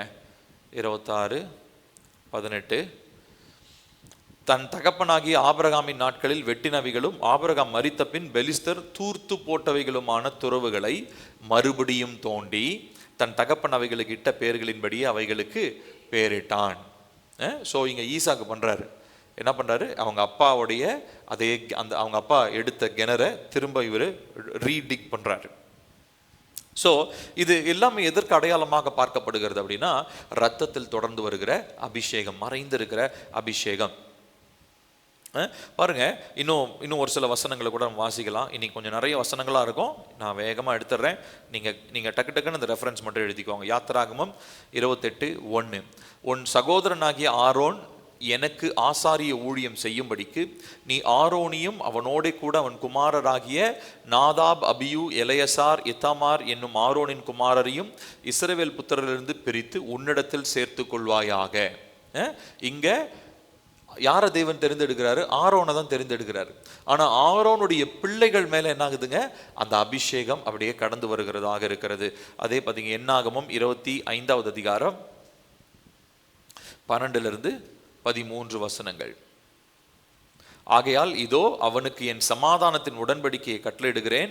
அவன் தன் தேவனுக்காக பக்தி வைராக்கியம் காண்பித்து இஸ்ரவேல் புத்திரருக்காக பாவ நிவர்த்தி செய்தபடியினால் அவனுக்கும் அவனுக்கு பின்பு அவன் சந்ததிக்கும் நித்திய ஆசாரிய பட்டத்திற்குரிய உடன்படிக்கை உண்டாயிருக்கும் என்று சொல் என்றார். இது யாருன்னா பினேகாஸ் நோத்தர். அந்த சின்ன சம்பவத்தை நான் சொல்லிடுறேன். இந்த பாலாக் பீலையாம் அந்த சம்பவம் உங்களுக்கு தெரியும் இல்லைங்களா? ஸோ அந்த டைமில் வந்து எவ்வளோ ட்ரை பண்ணி பார்க்குறான் அந்த பாலாக் ராஜா. ஆனால் அவங்கள தான் அந்த மக்களை சபிக்கவே முடியலையே. தேவனால் ஆசீர்வதிக்கும்படி தெரிந்து கொள்ளப்பட்டவங்க நான் எப்படி சபிக்கன்னு போகிறான். ஆனால் போகும்போது ஒரு தந்திரமான ஒரு ஆலோசனை சொல்லிட்டு போகிறான். என்னன்னா, இவனுங்கெல்லாம் சபிக்கலாம் முடியாது, ஆனால் இவனுங்களை பாவம் செய்ய வச்சிடலாம். அதனால் நீ என்ன பண்ணு, தேவனுக்கு பிரியமில்லாத அந்த கூட்டத்தில் புறஜாதி பெண்களை கொண்டு வந்து என்ன பண்ணிடு, இவங்க கூட்டத்தில் விட்டுரு. அங்கே இருக்கிற பசங்க என்ன பண்ணுவானுங்க, அங்கே இருக்கிற பொம்பளை பிள்ளைங்களை பார்த்து அவங்களோட கூட இருந்து இந்த மாதிரி அவங்களுக்குள்ள தேவன் செய்யக்கூடாதுன்னு சொன்ன பாவத்தை செஞ்சு அவங்கள சாபத்தை கொண்டு வர வச்சலான்னு ஒரு திட்டம் பண்ணி செய்கிறாங்க. அந்த மாதிரி பார்த்திங்கன்னா ஒரு ஒரு ஒரு கூட்டம் அந்த மாதிரி போகுது. அதில் கர்த்தருடைய வார்த்தைக்கு கீழ்ப்படியாமல் என்ன பண்ணுறாங்கன்னா, ஒரு சில வாலிப பசங்க என்ன பண்ணுறாங்க அப்படின்னா, தேவனுக்கு பிரியமில்லாத புறஜாதி பெண்களை கூட்டிகிட்டு வந்து அவங்களோட இருக்கிறாங்க. அப்போ அதில் ஒருத்தன் என்ன பண்ணுறாங்கன்னா, ஒரு பெண்ணை தனியாக ஒரு அறைக்கு கூட்டிகிட்டு போகிறான். இதை பினேகாஸ் அப்படின்ற ஆரோனுடைய பையன் ஒருத்தன் அவன் பார்க்குறான். அவன் பார்த்துட்டு என்ன பண்ணுறான் அப்படின்னா, அவன் பக்தி வைராத்து, ஏன்னா கடவுள் தேவன் நம்ம எவ்வளோ ஆச்சரிய அற்புதமாக நம்மளை கூட்டிகிட்டு வராரு, அவர் வார்த்தைக்கு இப்படி கீழ்படியாமல் இருக்கிறீங்களேன்னு சொல்லிட்டு கோவத்தோட அந்த ரூம்குள்ளே போந்து ஒரு பெரிய கம்பியை எடுத்து, ஒரு வேல் கம்பியை எடுத்து 2 பேரையும் சேர்த்து தரையோடு வச்சு குத்திடுறான். அதுக்கு முன்னாடி அந்த அந்த அந்த அந்த சம்பவத்துக்கு முன்னாடி பார்த்தீங்கன்னா, இந்த பாவத்தின் நிமித்தமாக கிட்டத்தட்ட 24,000 பேர் செத்து போகிறாங்க. ஏன்னா என்ன பாவம், தேவனுக்கு பிரியமில்லாத ஒரு காரியம். அதாவது புறஜாதி பெண்களை அவங்க இணைத்து கொள்றது, தன்னோடு கூட இணைத்து கொள்கிற அந்த பாவத்தின் நிமித்தமாக கர்த்தர் ஒரு பெரிய ஒரு பிளேக், ஒரு வியாதி ஒன்று அனுப்புறாரு. ஏதோ ஒரு கொடிதான் ஒரு வியாதி ஒன்று வருது. அந்த பாவத்தின் நிமித்தமாக 24,000 பேர் செத்துக்கிட்டு இருக்கிறான். ஆனால் அது கண்ணுக்கு தெரியாமல் இவன் என்ன பண்ணுறான், ஒரு பொண்ணை கூட்டிகிட்டு போகிறான். ஸோ இந்த டைமில் தான் பினேகாஸ் என்ன பண்ணுறாருங்க, செம்ம அவருக்கு அந்த வைராக்கியம் வந்துடுது. அந்த வைராக்கியத்தில் போய் அவங்கள கொன்னதுனால தேவன் அந்த 24,000 பேரை கொல்றதோடு நிறுத்திட்டார். அவருடைய அந்த வாதை என்ன ஆயிடுச்சுன்னா அதோட நிறுத்தப்பட்டது. இப்போ இந்த பினேகாஸுக்கு கர்த்தர் ரொம்ப ஒரு ஆசீர்வாதத்தை கொடுக்குறார். அதுதான் இப்போ நம்ம வாசித்தோம். என்ன ஆசீர்வாதம்னா, பினேகாஸ் ஏன் சார்பில் என்ன பண்ணுறான், பக்தி வைராக்கியம் பாராட்டி இந்த மாதிரி செஞ்சதுனால அவனுடைய ஏற்கனவே ஆசாரியத்துவ கோத்திரத்தில் தான் இருக்கிறான், லேவி கோத்திரம் தான். ஆனால் அதுலேயும் ஸ்பெசிஃபிக்காக பினேகாசனுடைய சந்ததி பாருங்க, அவன் தன் தேவனுக்காக பக்தி வைராக்கியம் காண்பித்து இஸ்ரவேல் புத்திரருக்காக பாவ நிவர்த்தி செய்தபடியினால் அவனுக்கும் அவனுக்கு பின்பு அவன் சந்ததிக்கும் நித்திய ஆசாரிய பட்டத்திற்குரிய உடன்படிக்கை உண்டாயிருக்கும் என்று சொல் என்றார். அவனுக்கு வந்து ஒரு டபுள் ப்ரீஸ்ட்ஹுட் மாதிரி, ஆல்ரெடி ப்ரீஸ்ட்ஹுட் அவன் பிளட் லைனில் இருக்குது. ஆனால் இப்போ அவன் செஞ்ச செயலின் நிமித்தமாக ஒரு டபுள் ப்ரீஸ்ட்ஹுட், ஒரு இரட்டத்தனையான ஒரு ஆசாரியத்துவ ஆசீர்வாதம் நம்மளால சொல்ல முடியும். அந்த மாதிரி அந்த தொடர்ச்சியாக வருகிறதான தேவனுடைய நன்மைகளை நம்ம இரத்த வழியில் நம்மளால பார்க்க முடிகிறது. சரிங்களா? அப்போ தேவன் என்னென்னலாம் ஒரு மனுஷனுக்கு தன்னுடைய ராஜ்யத்தின் விரிவாக்கத்திற்காக ஒரு வரத்தையோ அழைப்பையோ அபிஷேகத்தையோ கர்த்தர் கொடுக்குறாரோ, அது என்ன ஆகுதுங்க, தலைமுறை தோறும் நிலைத்திருக்கிறதா இருக்கிறது. ஆனால் ரொம்ப முக்கியமாக அந்த அபிஷேகம் பெற்றவர் தேவனுடைய உடன்படிக்கையோடு இணைந்து நடக்கணும். இப்போ பினேகாஸ் என்ன பண்ணுறாருங்க, கர்த்தருடைய உடன்படிக்கைக்கு கீழ்ப்படிந்தார், அவர் இணங்கி நடந்தார். அதனால தான் அவருடைய சந்ததி என்ன பண்ணப்பட்டுச்சுங்க, ஆசீர்வதிக்கப்பட்டுச்சு. சரிங்களா? இன்னும் ஒரு சில இடங்களில் கூட பார்க்கலாம் பாருங்க. ஸோ இந்த ப்ரீஸ்ட்லி மேண்டில், அந்த ஆசாரியத்துவ அபிஷேகம் பாஸ் பண்ணப்பட்டுச்சு. அடுத்தது பார்த்தீங்கன்னா ப்ரொஃபட்டிக்கல் காலிங் பாஸ் பண்ணப்பட்டுச்சு. ஒரு சில ரத்த வழியில் ப்ரொஃபட்டிக்கலான ஒரு அபிஷேகம் எங்கன்னு பார்த்தோம்னா நம்ம சாமுவேலில் பார்க்கலாம் பாருங்க. 1 சாமுவேல் 3ஆவது அதிகாரம் 19 - 20 வசனங்கள். சாமுவேல் வளர்ந்தான், கர்த்தர் அவனோட கூட இருந்தார். அவர் தம்முடைய எல்லா வார்த்தைகளிலும் ஒன்றையாகிலும் தரையில் விழுந்து போக விடவில்லை. சாமுவேல் கர்த்தருடைய தீர்க்கதரிசி தான் என்று தான் முதல் பெயர் சபா மட்டும் சகல இஸ்ரவேலருக்கும் விளங்கினது. ஓகேங்களா? ஸோ இப்போ இது நடந்துச்சா? இதுக்கப்புறம் அப்படியே 8ஆவது அதிகாரத்துக்கு வருவோம். அங்கே பாருங்க, 1 - 3 வசனங்கள். சாமுவேல் முதிர் வயதான போது தன் குமாரரை இஸ்ரவேலின் மேல் நியாயாதிபதிகளாக வைத்தான். அவனுடைய மூத்த குமாரனுக்கு பெயர் யோவேல், இளையவனுக்கு பெயர் அபியா. அவர்கள் பெயர் சபாவிலே நியாயாதிபதிகளாக இருந்தார்கள். ஆனாலும் நல்லா கவனிக்கணும், அவனுடைய குமாரர் அவன் வழிகளில் நடவாமல் பொருளாசைக்கு சாய்ந்து பரிதானம் வாங்கி நியாயத்தை புரட்டினார்கள். நல்லா கவனிக்கணும், சாமுவேல் ஏலி கிட்ட இதே சம்பவம் நடக்கிறத பார்க்குறான். கரெக்டு தானே? ஏலியினுடைய பிள்ளைங்க எப்படி செத்தாங்க? இந்த மாதிரி ரொம்ப இதை விட மோசமான விஷயம் பண்ணிக்கிட்டு இருக்கிறாங்க அவங்க. அவனுங்க விபச்சாரம் பாவம் பண்ணுற மாதிரி அவனுங்களை பற்றி போடப்பட்டிருக்குது. அதுக்காக கர்த்தர் என்ன பண்ணுறாரு, ஏலியினுடைய பிள்ளைங்களை கொன்னுடுறாரு. அப்புறம் ஏலியும் இறந்து போயிடுறாரு. இப்போ இதை தான் அவர் தீர்க்க தரிசனமாக தான் இந்த விஷயத்தை தான் சாமுவேல் சொல்றாரு. ஆனால் சாமுவேல் அவருடைய பிள்ளைகளை தெரியல, ஒரு ஆண்டவர்குள்ள தான் வளர்த்துருப்பாருன்னு நினைக்கிறேன். கண்டிப்பாக ஆண்டவர்குள்ள தான் வளர்த்துருக்கணும். ஆனால் அந்த பிள்ளைகளுக்கு என்னவோ பாருங்க, அவனுங்க என்ன பண்ணல அப்படின்னா, பொருளாசைக்கு சாய்ந்து பரிதானம் வாங்கி நியாயத்தை அவர்கள் புரட்டுகிறார்கள். அப்போ இங்கே ஒரு விஷயம் புரிஞ்சுக்கணும். காலிங், அதாவது அந்த அபிஷேகம் ரத்த வழியில் இருக்கலாம், ஆனால் அது சஸ்டெயின் ஆகணும், அது அடுத்த தலைமுறைக்கு வரணும்னா அந்த தனிப்பட்ட நபரும் என்ன பண்ணணுங்க, அந்த அழைப்புக்கு உண்மை உள்ளவங்களா இருக்கணும். நான் சொல்றது புரியுதுங்களா? ஸோ அதனால இப்போ நான் ஆசீர்வாதமாக ஆண்டவர் வந்து எனக்கு இப்போ எங்கள் அப்பா ஆண்டவர் ஆசீர்வதிச்சிருக்காரு, சரியா? இப்போ நான் என் இஷ்டத்துக்கு இருப்பேன், ஆனால் எங்கள் அப்பாவுடைய ஆசீர்வாதம் எனக்கு வரணும்னா அது ஒர்க் அவுட் ஆகாது. இப்போ நான் என் இஷ்டத்துக்கு இருக்கும்போது அவருடைய ஆசீர்வாதம், எங்கள் அப்பாவுடைய ஆசீர்வாதம் நேரடியாக எனக்கு வர முடியாது, வர வாய்ப்பே கிடையாது.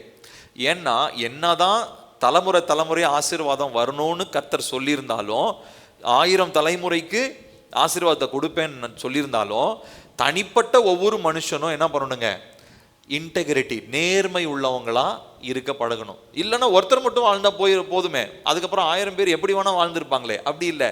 கர்த்தர் எல்லாருக்கிட்டையும் என்னத்தை எதிர்பார்க்கிறாருங்க, உண்மைத்தன்மையை எதிர்பார்க்கிறாரு. அப்போ நம்மளுடைய பிள்ளைகள் கிட்ட, நம்மளுடைய அடுத்த தலைமுறைக்கு நம்ம சொல்லித்தர வேண்டியது இன்டெகிரிட்டி, நேர்மைத்தன்மை.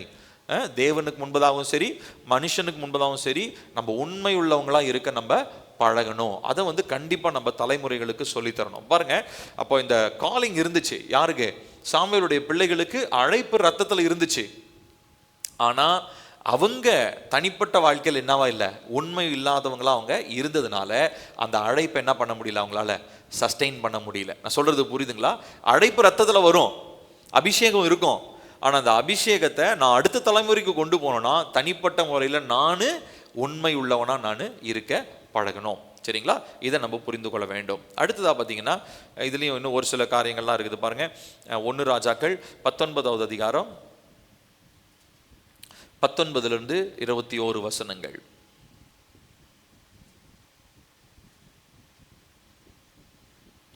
அப்படியே அவன் அவ்விடம் விட்டு புறப்பட்டு போய் 12 ஏர் பூட்டி உழுத சாப்பாத்தின் குமாரனாகிய எலிசாவை கண்டான். அவன் 12ஆம் ஏரை ஓட்டி கொண்டிருந்தான். எலியா அவன் இருக்கும் இடம் மட்டும் போய் அவன் மேல் தன் சால்வையை போட்டான்.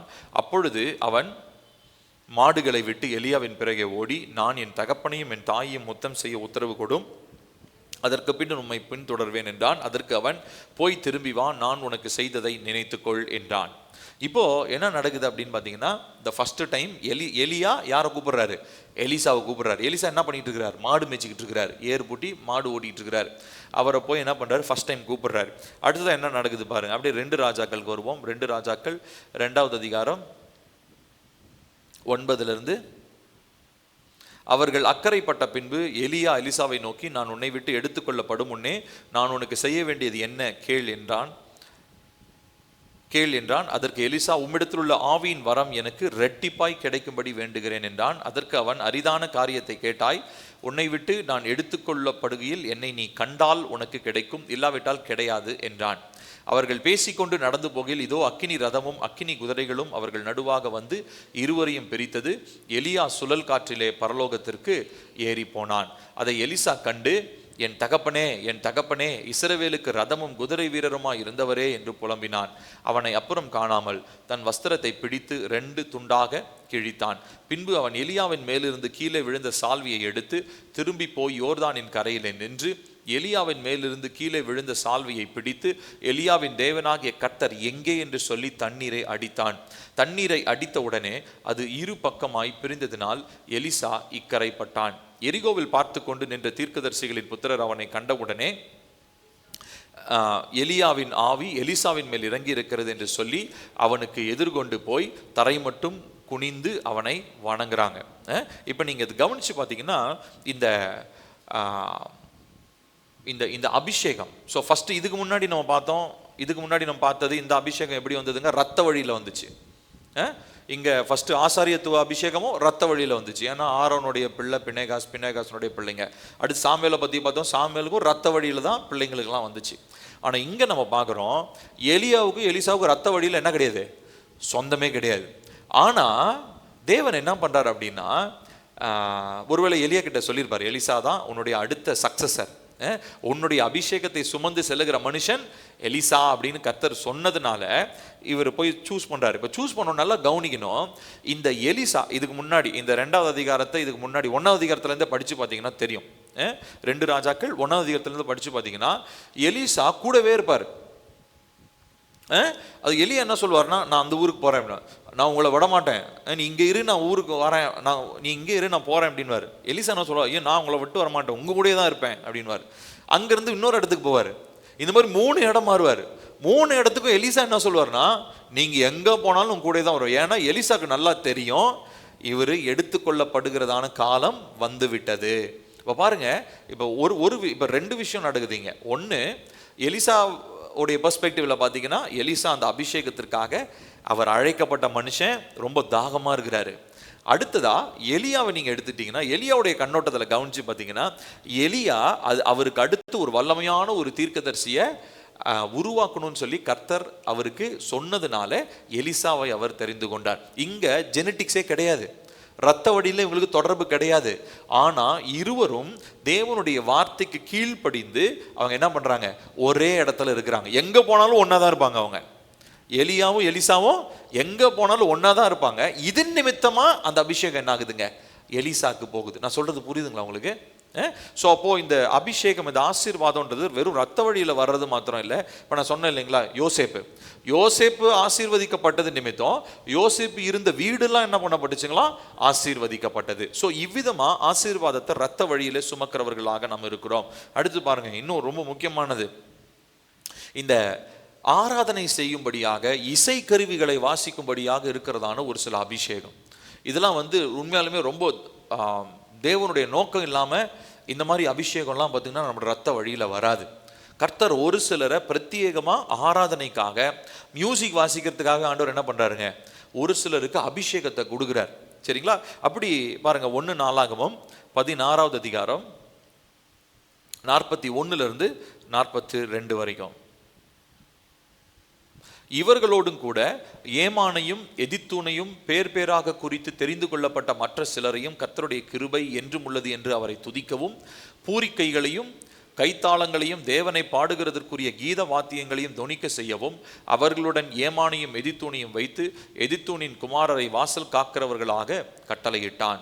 இவங்கெல்லாம் யாரு அப்படின்னா, இந்த ஆசாப்பு, ஏமான், எதுத்தூன், இவங்கெல்லாம் தலைமுறையா அப்படியே அந்த வர்ஷிப் அனாயிண்டிங்லேயே ஃப்ளோ ஆகுறவங்க. அவங்களுடைய குடும்பமே யாரா இருப்பாங்க, வர்ஷிப் லீடர்ஸ்.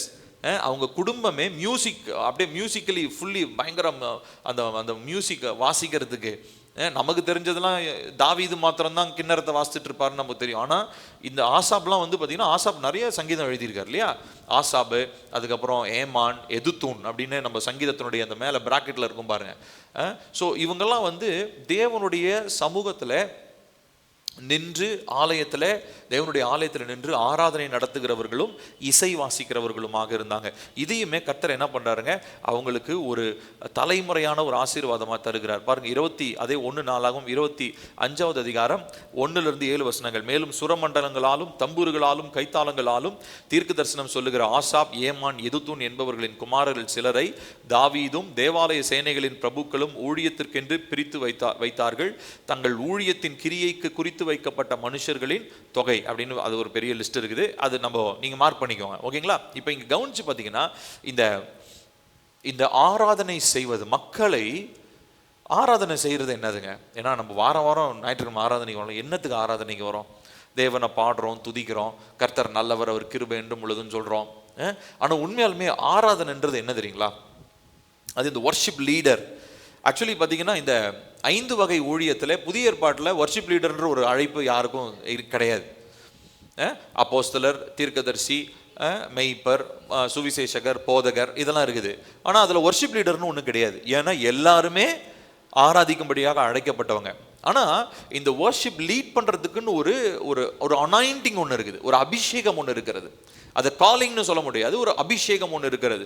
அந்த அபிஷேகம் என்ன பண்ணும் அப்படின்னா, உண்மையாலுமே அந்த அபிஷேகம் நிறைந்தவர், அதாவது ஆராதனையினுடைய அந்த அபிஷேகத்தை சுமக்கிறவர் என்ன பண்ணுவார் தெரியுங்களா?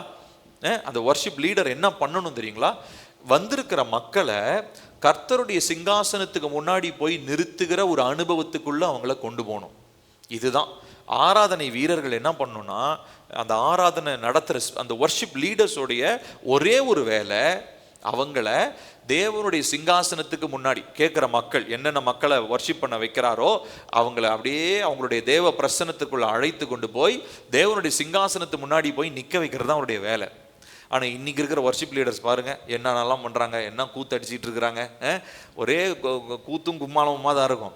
செலிப்ரிட்டி ஆகிட்டாங்க, மியூசிக் போட்டு டான்ஸ் ஆடுறாங்க, அதை பண்ணுறாங்க, என்னமோலாம் பண்ணிகிட்டு இருக்கிறாங்க. யாருமே தேவனுடைய சிங்காசனத்து தேவனுடைய பரிசுத்த ஸ்தலத்திற்கு மக்களை அழைத்து செல்லணும் அப்படின்ற எண்ணம் யாரு எனக்கு தெரிஞ்சு 100ல் ஒருத்தருக்கு வேணால் அந்த மாதிரி யோசனை இருக்கலாம். மிச்சம் 99 பேருக்கு வர்ஷிப் லீடர் ஆன உடனே முதல்ல நல்லா பாட்டு பாடணும், அப்புறம் யூடியூப் சேனல் ஆரம்பிக்கணும், அப்புறம் நல்ல ஹிட் ஆகிற மாதிரி ஒரு 40 பாட்டு போடணும், நம்ம பாட்டை எல்லா சர்ச்சில் இருக்கிற மக்களும் பாட்டு பாடணும். இதுதான் வர்ஷிப் லீடர்னு நினச்சிக்கிறோம். கிடையாது.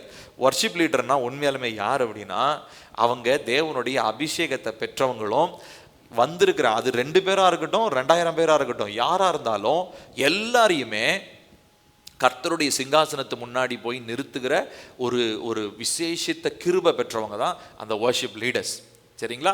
பாருங்க, அவங்களுக்குள்ள அந்த கிரியேட்டிவ் அனாயிண்டிங் அவங்கள அப்படியே தேவனுடைய பிரசன்னத்துக்கு நேராக, அதாவது அவங்க போய் நிற்கும் போது அவங்களுடைய தாளத்தை வெளிப்படாதாங்க, அவங்களுடைய தாளந்து பிரபலமாக பேசப்படாது, அவங்க மேலே இருக்கிற அபிஷேகம் தான் பேசப்படும். நான் சொல்றது உங்களுக்கு புரியுதுங்களா? அவங்க மேலே இருக்கிற தேவ பிரசன்னம் தான் நான் பேசப்படும். இப்போ என்னுடைய இப்போ எனக்குமே நான் யோசிச்சு பார்த்துருக்கேன். இப்போ எனக்கு மியூசிக்லாம் எனக்கு சின்ன வயசுலேருந்து இன்ட்ரெஸ்ட் வந்தது காரணம், சின்ன வயசுல எங்கள் அப்பா லைட்டாக கொஞ்சம் இன்ஸ்ட்ருமெண்ட்ஸ்லாம் வாசிப்பாங்க. கிட்டாரு, அப்புறம் புல்புல் தாரங் அப்படின்னு சொல்லிட்டு ஒரு இன்ஸ்ட்ருமெண்ட் ஒன்று இருக்கும், கிட்டார் மாதிரியே இருக்கும். அது லெஃப்டில் கீபோர்டு மாதிரி இருக்கும், அழுத்தணும், ரைட்டில் கிட்டார் மாதிரி வாசிக்கணும். அந்த மாதிரி ஒரு இன்ஸ்ட்ருமெண்ட்டு, அந்த மாதிரி ஒரு சில பழைய அந்த ஹார்மோனியம் அதெல்லாம் நான் வாசித்து நான் பார்த்துருக்கேன். அப்போது நானும் யோசிப்பேன், எனக்கு எப்படி அந்த டேலண்ட் வந்தது எனக்கு தெரியாது. எனக்கு எப்படி வந்தது அப்படின்னா, சின்ன வயதில் நான் வாசித்து பார்த்துருக்கேன். அப்போ அது ரத்த வடியில் என்ன இருக்குதுங்க, அது அப்படியே வந்திருக்குது. அது வந்த உடனே, ஆனால் அதுதான் பாருங்கள், ஏசப்பா அதுக்கு ஒரு ஓமை சொல்கிறாரு, கொடுக்கப்படுகிற தாளந்துகளை நீங்கள் என்ன பண்ணணுமா, மல்டிப்ளை, பெருக்கணும் அப்படின்றதுக்கு ஒரு ஓமை சொல்கிறாரு. அப்போ ஒருவேளை எனக்கு மியூசிக்கல் டேலண்ட் இருந்து நான் அதை மூடி வச்சனாலும் கர்த்தருக்கு நான் என்ன பண்ணாத கணக்கு கொடுக்கணும். ஆனால் அதை நான் மல்டிப்ளை பண்ணி தேவ ராஜ்யத்திற்காக நான் அதை இன்வெஸ்ட் பண்ணும்போது, முதலீடு செய்யும் பொழுது, இப்போ நான் சர்ச்சில் கீபோர்டு வாசிக்கிற டைம்லாம் என்னதுங்க, நான் தேவனுடைய சமூகத்தில் என்னுடைய ஸ்கில், எனக்கு கொடுக்கப்பட்டிருக்கிற அந்த திறமையை நான் என்ன பண்ணுறேன் தெரியுங்களா, நான் முதலீடு செய்கிறேன், ராஜ்யத்திற்கு நான் முதலீடு செய்கிறேன். ஆக்சுவலி இந்த விஷயத்தை நான் யாருக்கிட்டையும் நான் ஷேர் பண்ணதே கிடையாது. நான் இன்ஃபோசிஸில் ஒர்க் பண்ணும்போது அங்கே இருந்ததான ஒரு பேண்ட் ஒன்று இருந்தது, ஒரு மியூசிக் பேண்ட் இருந்தது. அந்த மியூசிக் பேண்டோடு இணைந்து நான் ஒரு கீபோர்ட் பிளேயராக நான் இருந்தேன். அப்போது இருக்கும்போது அந்த ஆஃபீஸில் பார்த்திங்கன்னா இன்ஃபோசிஸ் ஐடல் அப்படின்னு சொல்லிட்டு ஒரு காம்படிஷன் வைப்பாங்க. ஆல் ஓவர் இந்தியாவிலேருந்து பெரிய பெரிய பேண்ட்ஸ்லாம் வருவாங்க. அவங்களாம் அதில் பெர்ஃபார்ம் பண்ணுவாங்க. அதில் என்னுடைய ஃப்ரெண்ட்ஸோடு சேர்ந்து, அம்மாவுக்கெலாம் தெரியும், அம்மா அப்பாக்கெலாம் தெரியும். ஸோ அவங்களோட சேர்ந்து நாங்கள் பெர்ஃபார்ம் பண்ணோம். நாங்கள் பெர்ஃபார்ம் பண்ணோன்னே நாங்கள் ஃபஸ்ட்டு ப்ரைஸ் நாங்கள் வாங்கினோம். அது ஒரு இங்கிலீஷ் சாங். அப்போ முடிஞ்சதுக்கப்புறம் அங்கே அந்த ஜட்ஜாக வந்திருந்தார். அப்போ உஷா உதுப்புன்னு சொல்லிட்டு ஒரு பெரிய சிங்கர், அவங்க தான் ஜட்ஜாக வந்திருந்தாங்க. அதுக்கப்புறம் அவங்களோட கூட ஒரு கன்னட, ஏன்னா அது நான் பெங்களூரில் இருந்தேன், அப்போது கன்னட இசையமைப்பாளர் ஒருத்தர் வந்திருந்தார். அவர் என்ன பண்ணார் அப்படின்னா, எல்லோரும் பார்த்துட்டு அதுக்கப்புறம் என்கிட்ட வந்தார், நீங்கள் நல்லா வாசிக்கிறீங்க, நீங்கள் வாங்க, என்னை பாருங்கள், உங்களுக்கு கன்னட திரைப்பட இதில் உங்களுக்கு வாய்ப்புகளை நான் ஏற்படுத்தி தரேன், நீங்கள் எனக்கு தேவைப்படுது, கீபோர்ட் பிளேயர் எனக்கு தேவைப்படுது, நீங்கள் வாங்க அப்படின்னு சொன்னார். இப்போது அதுக்கப்புறம் பயங்கர குழப்பம். ஏன்னா ஆல்ரெடி அழைப்பை விட்டுட்டு அங்கே போய் வேலை செஞ்சுக்கிட்டு இருக்கிறோம், அது ஒன்று. அப்புறம் இப்போ அங்கேருந்து வேற எங்கேயோ போகிற மாதிரி ஒரு லிங்க் ஒன்று வந்துச்சு.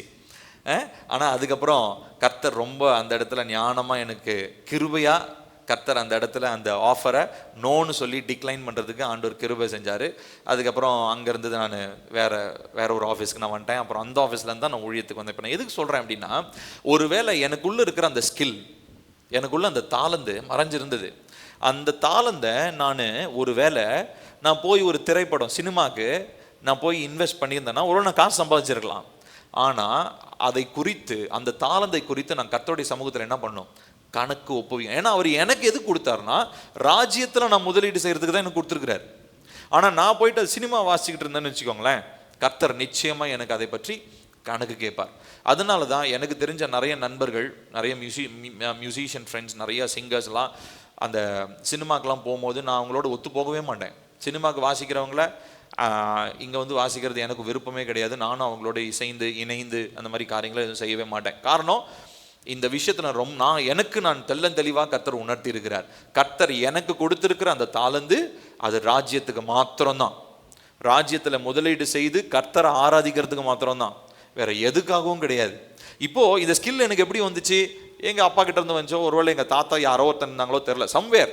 அப்போது இது வந்துச்சு. ஆனால் இதை நான் என்ன பண்ணேன், நான் ஒரு டைமில் நான் அதற்காக ஒரு முயற்சி எடுத்தேன். அப்போ இந்த அபிஷேகத்தை ரத்த வழியில் பெற்றுக்கொள்றது மாத்திரம் இல்லை, அந்த அபிஷேகத்தை காத்து கொண்டு அதை பெருக்கி கொள்வதற்கு நம்ம என்ன பண்ணணுங்க, ஒரு முயற்சி எடுக்கணும்.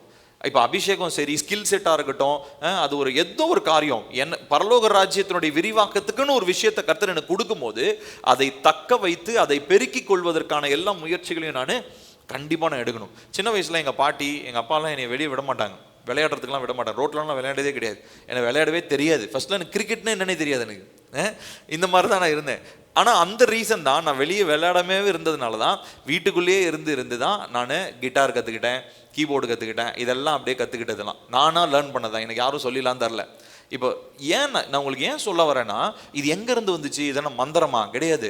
இது கர்த்தர் எனக்குள்ள வைத்திருந்த ராஜ்யத்திற்கு நான் பயன்படுத்த வேண்டிய ஒரு ஒரு ஆசீர்வாதம். இப்போ நான் அதை பெருக்கி கொண்டேன், எனக்கு ஒரு வாய்ப்பு கிடைச்சது, அதை பெருக்கிக்கிட்டேன். இப்போ நான் அதை எங்கே நான் பயன்படுத்துகிறேன்? ராஜ்யத்திற்கு என்ன பயன்படுத்துகிறேன்? நான் சொல்கிறது உங்களுக்கு புரியுதுங்களா? அப்போ கர்த்தர் கொடுக்கக்கூடிய எல்லா காரியங்களையுமே கர்த்தர் எதுக்கு தான் கொடுக்குறாரு தெரியுங்களா? நம்ம தலைமுறையில் அவருடைய ராஜ்யம் எஸ்டாப்ளிஷ் பண்ணணும். அல்டிமேட்டாக அவருடைய நோக்கம் அதுதான். நம்மளை ஆசீர்வதிக்கிறதா இருக்கட்டும், நம்மளுடைய பேரை பெருக செய்கிறதா இருக்கட்டும், நம்ம அப்படியே ஜாலியாக காலர் தூக்கி விட்டு நடக்கிறதுக்கு கிடையாது. அவருடைய ராஜ்யம் கட்டப்படணும். என்ன பார்க்குறவங்க அவருடைய மகிமையை பார்க்கணும். இதற்காக தான் இரத்த வழியில் அபிஷேகங்களையும் வரங்களையும் தாளந்துகளையும் கர்த்தர் கொடுத்து கொண்டிருக்கிறார். அப்போ இந்த இந்த இந்த இன்ஹெரிட்டன்ஸ், அதாவது நம்ம சுதந்திரித்துக் கொள்ளுகிறதான இந்த அபிஷேகங்கள் வரங்கள் இது எல்லாமே எப்படி இருக்குங்க? ரொம்ப முக்கியமாக எப்படி பாதுகாக்கப்படுகிறது?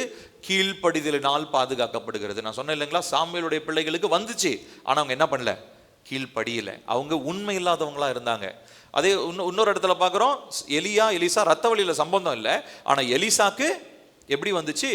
அவர் எலியாவோடைய இருக்கணும், எலியாவோடைய கூட இருக்கணும்னு அவர் தீர்மானம் பண்ணதுனால அந்த அபிஷேகத்தை அவர் பெற்றுக்கொள்ளுகிறார். பாருங்க, அப்போ இந்த ரத்தத்தின் வழியாக அபிஷேகங்கள் ஒருவேளை கடந்து வரலாம், ஆனால் நான் போட்டிருக்கேன் பாருங்க, but character keeps it alive.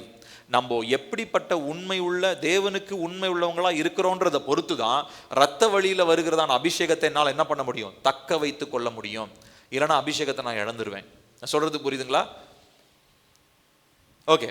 So அப்போ பாருங்க, நம்ம தேவனிடத்துல கேட்கணும், கர்த்தாவே, ஒருவேளை உங்களுடைய குடும்பத்தில் அந்த மாதிரி மன்றாட்டு வீரர்கள் இருந்திருக்கலாம், உங்கள் குடும்பத்தில் நல்ல டீச்சர்ஸ் இருந்திருப்பாங்க, டீச்சர்ஸ்னா ஸ்கூல் டீச்சர்ஸ் கூட இருந்திருக்கலாம். இப்போ ஒரு சிலர்லாம் பார்த்தீங்கன்னா நல்ல டீச்சிங் எபிலிட்டி அவங்களுக்கு இருக்கும், ஆனால் அவங்க வேற ஏதோ போய் டீச் பண்ணிட்டு இருப்பாங்க. தேவனுடைய ராஜ்யத்தில் தான் டீச்சராக இருக்கணும் இல்லை, வேற எங்கேயோ டீச் பண்ணுவாங்க. ஸோ இதெல்லாம் ஹிடன் ஸ்கில். தேவன் ஒரு வசனம் இருக்கு, பக்தி உள்ளவர்களை தமக்கென்று தேவன் தெரிந்து கொள்ளுகிறார் அப்படின்னு இருக்கு. இது என்ன அர்த்தம் அப்படின்னா, இந்த பக்தி உள்ளவங்க அப்படின்னா அது வெறுமனே தேவனை தேடணும் அப்படின்ற மனசு மாத்திரம் இல்லை, அவங்களுக்குள்ள கர்த்தர் ஒரு ஹிடன் டேலண்ட், ஒரு மறைந்திருக்கிற ஒரு தாளந்தும் வரமும் இருக்கும்போது கர்த்தர் என்ன பண்றாருங்க? அவங்கள தெரிந்தெடுக்கிறாரு. அப்ப எல்லாரையும் தெரிந்தெடுக்கிறார் அவரு. ஆனா அதுல உண்மை உள்ளவங்களா இருக்கிறவங்க யாரு? அந்த அந்த அழைப்புக்கு உண்மை உள்ளவங்களா இருக்கிறவங்க யாரு? பாருங்க, ஒருவேளை இந்த அபிஷேகம், இந்த ரத்த வழியா வர்ற அபிஷேகம், இந்த அழைப்பு வரங்கள், இது ஒருவேளை நான் யூஸ் பண்ணாமே இருந்திருக்கலாம். எங்க ஃபேமிலிலாம் ஒண்ணுமே இல்லைங்க அப்படின்னு நீங்க நினைக்கலாம். கிடையவே கிடையாது. நான் தான் சொன்னேன் இல்லைங்களா, எந்த ஃபேமிலியுமே ஒண்ணும் இல்லாமலாம் இருக்காது. ஆனா உங்க தலைமுறையில இருந்திருக்கிறது ஒருவேளை மறைந்திருக்கும், கண்டிப்பா மறைஞ்சிருக்கும், புதஞ்சு போயிருக்கும். அது எக்ஸ்பயர் ஆயிடாது, அதாவது அது இன்வாலிடேட் அப்படின்லாம் சொல்ல முடியாது. பயன்படுத்தப்படாத அபிஷேகம் ஒரு நாளும் அழிந்து போகாது. அது ரத்தத்தில் என்ன ஆகுதான் இருக்கும்? மறைந்திருக்கும். இப்போ நீங்கள் எப்படி தெரியுமா ஜெபம் பண்ணணும்? ஒருவேளை உங்கள் குடும்பத்தில் வரங்கள், தாளந்துகள், அபிஷேகம் இது மாதிரி எது அதுக்கான அறிகுறியே இல்லைங்கன்னு நீங்கள் நினச்சாலும் நீங்கள் ஒரு விஷயத்துக்காக ஜெபம் பண்ணணும். ஆண்டவரே, என்னுடைய தலைமுறையில் ரத்தத்தில் என்ன இருக்குங்க, இதெல்லாம் மறைஞ்சிருக்குன்னு நீங்கள் சொல்கிறீங்க. இப்போ நான் என்ன பண்ண போகிறேன்? மறைஞ்சிருக்கிறதெல்லாம் என்ன ஆகட்டும், வெளியே வரட்டும். ஒரு சில பிள்ளைங்களாம் திடீர்னு பார்த்தீங்கன்னா ஒரு நியூ ஸ்கில் லேர்ன் பண்ணுவாங்க. அது எங்கேருந்து வந்ததுன்னே தெரியாது. அதுக்கு முன்னாடி வரைக்கும் அந்த மாதிரி திறமை இருக்குன்னே தெரியாது. எனக்கு தெரிஞ்ச ஒரு குடும்பம், அவங்க வந்து பார்த்தீங்கன்னா அந்த அந்த அந்த பையனை வந்து சின்ன வயதுலேருந்து அவன் தத்தின்னு சொல்லிட்டு இருப்பாங்க. அவன் அவ்வளோ ஒழுங்காக படிக்க மாட்டான், பண்ணிட்டு ஒரு மாதிரி இருப்பான், அவன் ஐக்யூ கம்மியாக இருக்க மாதிரி இருப்பான். ஆனால் அவனை பார்த்தீங்களா திடீர்னு போயிட்டு ஒரு அவங்க ஸ்கூலில் நடந்த ஏதோ ஒரு காம்படிஷனில் போய் அவனை வந்து ஒரு திடீர்னு அவன் இந்த ஸ்கூலில் காம்படிஷன் நடத்துவாங்களா, போட்டி, அதில் வந்து ஆர்ட் வரைகிறது, டிராயிங் காம்படிஷனில் அவனை ரெஜிஸ்டர் பண்ண சொன்னாங்க. அவனும் போய் ரெஜிஸ்டர் பண்ணிட்டான். பார்த்தா அவன் ஃபர்ஸ்ட் ப்ரைஸு. அவன் அப்படி வரைவான்னு அவங்க அம்மா அப்பாக்கே தெரியாது. ஏன்னா அவனை எப்படி வளர்த்துட்டாங்க, அவங்கள பொறுத்த வரைக்கும் அவன் யாரு, அவன் ஐக்யூ கம்மிங்க, ஒரு மாதிரி தத்திங்க, அவனால ஒன்றும் செய்ய முடியாது, இப்படியே தான் பாருங்க. அது அப்போ அந்த அந்த பையனுக்கு அந்த டைம்ல என்ன ஆயிடுச்சுங்க, திடீர்னு அந்த உள்ள மறைஞ்சிருந்ததான அந்த ஸ்கில் என்ன ஆகுதுங்க, ஆக்டிவேட் ஆகுது. அது ஒருவேளை தேவனுடைய நேரமா, அது நமக்கு தெரியல. பட் இந்த மாதிரி காரியங்கள் பல இடங்கள்ல நடக்கிறத நான் பார்த்துருக்கேன். காரணம் என்ன அப்படின்னா, மறைந்திருக்கும். எந்த ஒரு ரத்தமும் எந்த ஒரு ரத்த வழியும் திறமை இல்லாமல், தாளந்து இல்லாமல், வரங்கள் இல்லாமல் இருக்கிறதே கிடையாது. இருந்திருக்கும், ஆனால் அது பயன்படுத்தாமல் இருந்ததுனால என்ன ஆயிருந்திருக்கும், பல தலைமுறையாக பயன்படுத்தாமல் இருந்ததுனால அது எல்லாம் மறைஞ்சி உறங்கிக்கிட்டு இருக்கும், காணாமல் போகாது, எல்லாம் தூங்கிட்டு இருக்கும். இப்போ நீங்கள் என்ன பண்ணணும்னா, தூங்குறதா என்ன பண்ணணும், தட்டி எழுப்பணும். என்னுடைய ரத்த வழியில், என்னுடைய சந்ததியில், என்னுடைய பிள்ளைகளுடைய வாழ்க்கையில் கர்த்தர் கொடுத்திருக்கிறதான வரங்கள், தாளந்துகள் என்ன பண்ணப்படணும், அனல் மூட்டி எழுப்பப்படணும். என்னுடைய ரத்த வழியில் வரங்கள், தாளந்துகள், என் குடும்பத்துக்குன்னு கர்த்தர் என்ன வச்சிருக்கிறீங்களோ, தேவ ராஜ்யத்திற்காக கர்த்தர் என்ன வச்சிருக்கிறீங்களோ, அது அனல் மூட்டி எழுப்பப்படணும் அப்படின்னு சொல்லி நம்ம கேட்கணும். ஸோ அது அனல் மூட்டி எழுப்பப்பட்டு அது என்ன பண்ணோம், அது அப்படியே மறைஞ்சிடக்கூடாது, திரும்ப அதை அடுத்த தலைமுறைக்கு கொண்டு போகப்பட வேண்டும். சரிங்களா? ஸோ அப்போ இந்த ஆசீர்வாதங்கள் இதே மாதிரி தான் தலைமுறையாக வருகிறதாக இருக்கிறது. பாருங்க, இங்க இந்த என்னாகமம் 6வது, நம்ம எல்லாருக்கும் தெரிஞ்ச பகுதி தான், என்னாகமம் 6வது அதிகாரம் 24. ஆரோன் ஆசீர்வதிக்கிறதான ஆசீர்வாதம் இல்லையா? 24 இருந்து வாசிப்போமா? கர்த்தர் உன்னை 23 வாசிப்போம். நீ ஆரோனோடும் அவன் குமாரரோடும் சொல்ல வேண்டியது என்னவென்றால், நீங்கள் இஸ்ரவேல் புத்திரரை ஆசீர்வதிக்கும் போது அவர்களை பார்த்து சொல்ல வேண்டியதாவது, கர்த்தர் உன்னை ஆசீர்வதித்து உன்னை காக்க கடவர், கர்த்தர் தம்முடைய முகத்தை உன்மேல் பிரகாசிக்க பண்ணி உன்மேல் கிருபையா இருக்க கடவர், கர்த்தர் தம்முடைய முகத்தை உன்மேல் பிரசன்னமாக்கி உனக்கு சமாதானம் கட்டளையிட கடவர். இவ்விதமாய் அவர்கள் என் நாமத்தை இஸ்ரவேல் புத்திரர் மேல் கூற கடவர்கள், அப்பொழுது நான் அவர்களை ஆசீர்வதிப்பேன் அப்படின்னு சொல்லி சொல்றார்.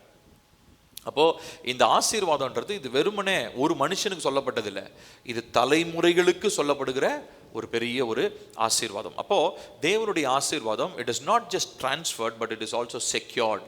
அது வெறுமனே தலைமுறைக்கும் கடத்தப்படுகிறது மாத்திரமல்ல, அது பாதுகாக்கப்படுகிற ஆசீர்வாதம். அது யாரும் திருட முடியாது, அந்த ஆசீர்வாதத்தை யாரும் திருடவே முடியாது.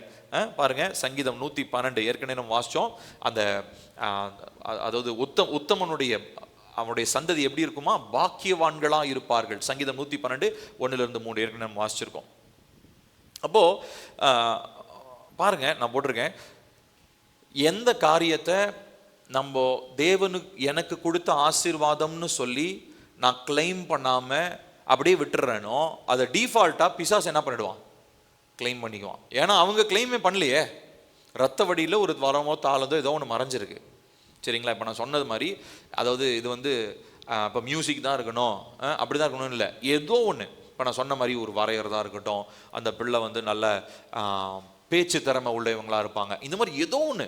இப்போ ஸ்கூலில் பிள்ளைங்கள்லாம் வந்து பார்த்திங்கன்னா தன்னுடைய திறமைகளை வெளிப்படுத்துறதுக்கு என்னென்னலாம் விஷயங்கள்லாம் செய்கிறாங்க இல்லையா, அந்த மாதிரி பல திறமைகள் நம்முடைய பிள்ளைகளுக்குள்ளே இருக்கும். இப்போ நீங்கள் என்ன பண்ணணும்னா, நம்மளுடைய எப்படி ஜெபிக்கணும், தலைமுறைகளுக்காக நம்ம எப்படி ஜெபிக்கணும்னா, என்னுடைய தலைமுறையில் இதுவரைக்கும் மறைந்திருந்ததான வரங்கள், தாளந்துகள் என்ன பண்ணப்படணும், அனல் மூட்டி எழுப்பப்படணும். இதுக்கு முன்னாடி வரைக்கும் பிசாசு என்ன பண்ணியிருக்கலாம், தனக்குரியதாக அதை எல்லாவற்றையும் அவன் சொந்த கொண்டாடி இருக்கலாம்.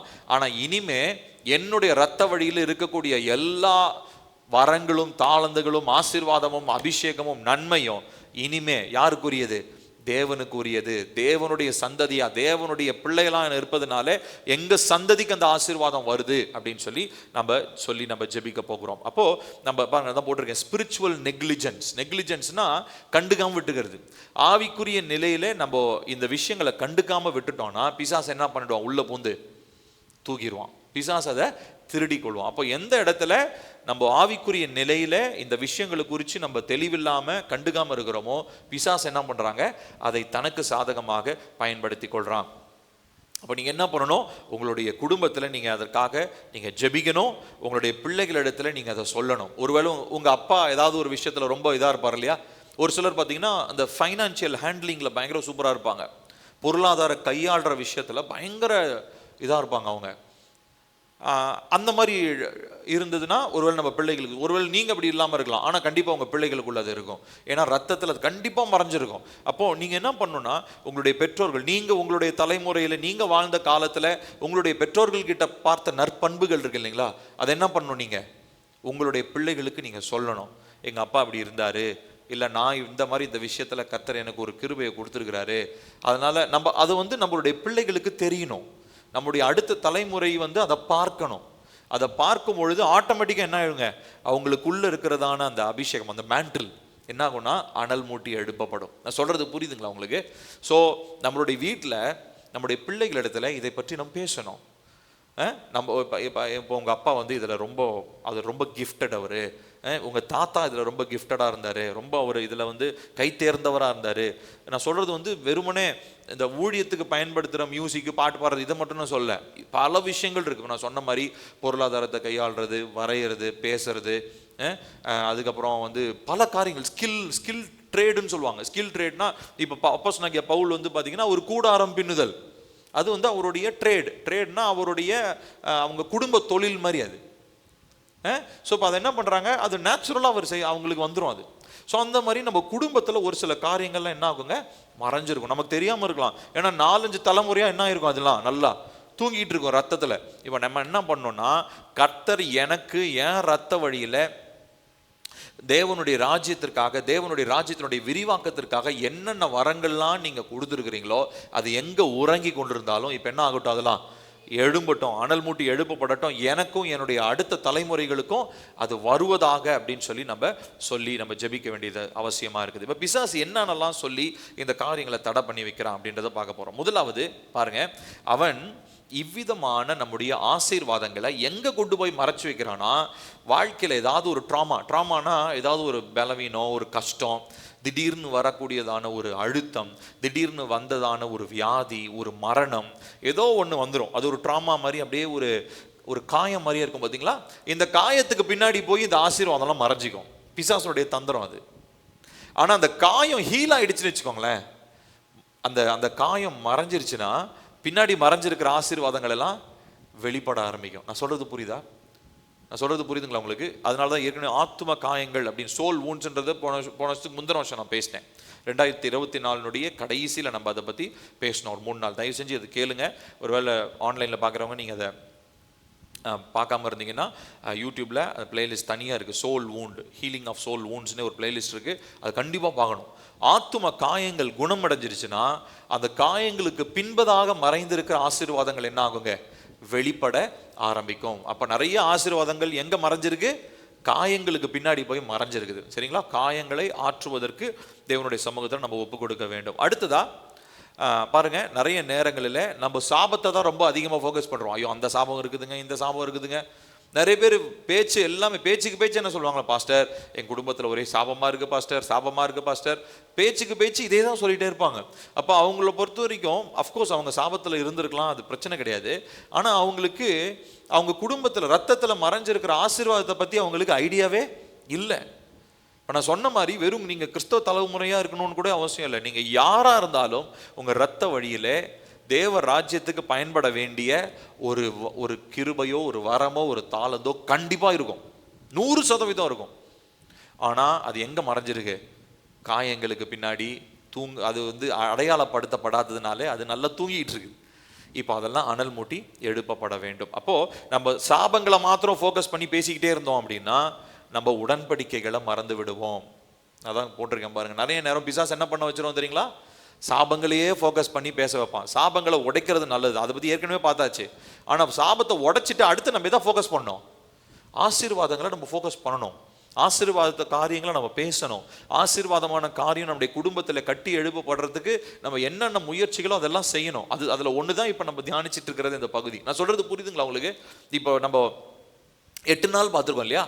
8 நாளில் தீமையானதெல்லாம் என்னென்னலாம் மறைஞ்சிருக்குன்னு பார்த்துருக்கோம். இப்போ இதோடய நான் முடிச்சுட்டேன்னா இது முழுமையாக அடையாது. இப்போ நமக்கு அந்த தீமைக்கு பதிலாக நமக்கு என்ன தேவை? நன்மை வேணும். சாபத்துக்கு பதிலாக நமக்கு என்ன வேணும்? ஆசீர்வாதம் வேணும். இப்போ ஆசீர்வாதத்தை மீட்டெடுக்கிறதான வழிகளையும் நம்ம தெரிஞ்சுக்கணும். ஸோ நிறைய நேரம் இந்த சாபங்கள் பற்றி பேசுகிற நேரங்களில் ஜென்ரேஷனல் கர்ஸ் பற்றி பேசும்போது வெறும் கர்ஸையே நம்ம பேசி ஃபோக்கஸ் பண்ணிட்டே இருக்கோம். அது உடைக்கிறது நல்லது. அதே நேரத்தில் மறைந்திருக்கிற ஆசீர்வாதங்களையும் மீட்டெடுக்க வேண்டியது அவசியம். அடுத்ததாக பாருங்க, இந்த ஜென்ரேஷனல் மேண்டில்ஸ், அது வந்து தலைமுறையாய் வருகிறதான அபிஷேகம், இது மரித்து போவதில்லை, ஆனால் நீங்கள் அதை பயன்படுத்தும்படியாக அது காத்து கொண்டிருக்கிறது. உங்கள் இரத்த வழியிலாக இருக்கட்டும், உங்களுடைய குடும்பத்தில் தேவன் ஏற்படுத்தின திட்டமாக இருக்கட்டும், மேண்டில்ஸ் டு நாட் டை. அபிஷேகங்கள் ஒரு நாளும் மரிப்பது இல்லை. அவை என்ன ஆகுதுங்க? காத்து கொண்டிருக்கு. எதுக்கு காத்துக்கிட்டு இருக்குதுன்னா, நான் போய் அதை பெற்றுக்கொள்ளணும். இன்னும் ஒரு அழகான ஒரு ஆவிக்குரிய காரியத்தை நான் உங்களுக்கு சொல்கிறேன். ஒரு குறிப்பிட்ட ஊழியக்காரர், நான் ரொம்ப அதிகமாக அவருடைய பிரசங்கங்கள் இதெல்லாம் நான் கேட்பது உண்டு. அவர் சொன்ன ஒரு காரியம் உண்மையாலுமே எனக்கு ரொம்ப ஆச்சரியமாக இருந்தது. அதாவது தேவனுக்குள்ளே மரிக்கிற பெரிய பெரிய ஊழியக்காரங்களாம் இருக்காங்க இல்லைங்களா? இப்போ அவங்க எல்லாருமே பெரிய அபிஷேகத்தையும் பெரிய வல்லமையும் அவங்க சுமந்த மனிதர்கள். தேவனுடைய அபிஷேகம் அவங்க மேலே பயங்கரமாக இருந்திருக்கும். இப்போது அந்த ஊழியக்காரர் சொல்வார், அப்படிப்பட்டதான ஊழியக்காரங்க இறக்கும் பொழுது அவங்களுடைய மேண்டில்ஸ், அவங்களுடைய அபிஷேகம், அவங்க மேலே இருந்த அபிஷேகம், அது ஸ்பிரிட் ரெல்மில் அப்படியே இருக்குமா, அப்படியே வெயிட் பண்ணிக்கிட்டே இருக்குமா. எதுக்காக அப்படின்னா, அந்த ஊழியக்காரன் அளவுக்கு யாராவது தியாகத்தோடு வந்து அதை பெற்றுக்கொள்ள மாட்டாங்களான்னு சொல்லி அப்படியே அதை வெயிட் பண்ணிக்கிட்டே இருக்குமா. அது நான் கேட்டோன்னே எனக்கு ரொம்ப ஆச்சரியமாக இருந்தது. இது சும்மா ஒரு கட்டுக்கதைங்க, அவரே சொல்லிட்டு இருக்காருங்க அப்படின்னு நீங்கள் நம்பினீங்கன்னா அது உங்களுடைய பாடு, நீங்கள் அப்படின்னு நினச்சிட்டு போங்க. ஆனால் உண்மையில அதுதான். ஏன்னா நிறைய பேர் அந்த மாதிரி காத்திருந்து அதாவது வெயிட் பண்ணிட்டு இருக்க மேண்டல்ஸ், ஒரு சில அபிஷேகங்கள்லாம் கிளைம் பண்ணப்படாமல் அப்படியே இருக்குது. கர்த்தர் அது எல்லாவற்றையும் வச்சிருக்கிறாரு. கர்த்தர் அது எல்லாமே வச்சிருக்காரு. இப்போ எலியாவுடைய அபிஷேகம் எலிசா கிளைம் பண்றதுக்கு இருந்தாரு, அதனால எலிசா பெற்றுக்கொண்டார். ஒருவேளை எலிசா பெற்றுக்கொள்ளனா அந்த அபிஷேகம் அப்படியே அவ்வளவுதான். அந்த அனாயிண்டிங், எலியா செஞ்ச தியாகத்தினால வந்த அந்த அந்த அந்த அந்த மேண்டில் அது அப்படியே தான் இருக்கும். அந்த அபிஷேகம் அப்படியே தான் இருக்கும். அது ஒரு நாளும் மறையாது, ஒரு நாளும் சாகாது, ஒரு நாளும் காணாம போகாது. அது வெயிட் பண்ணும். எதுக்காகனா, அவங்கள மாதிரியே ஒரு தன்னை தகுதிப்படுத்தி தேவனுடைய கரத்தில் ஒப்பு கொடுக்கிற ஒரு ஆள் வரமாட்டாங்களான்னு சொல்லி அந்த அபிஷேகம் காத்து கொண்டே இருக்கும். நான் சொல்றது உங்களுக்கு புரியுதுங்களா? இப்போ அப்படிப்பட்டவங்களா தான் நம்ம மாறணும். இப்போ கர்த்தர் எனக்குன்னு ஒரு அபிஷேகம் வச்சிருப்பார், பில்லிக்குன்னு ஒரு அபிஷேகத்தை வச்சிருப்பார்.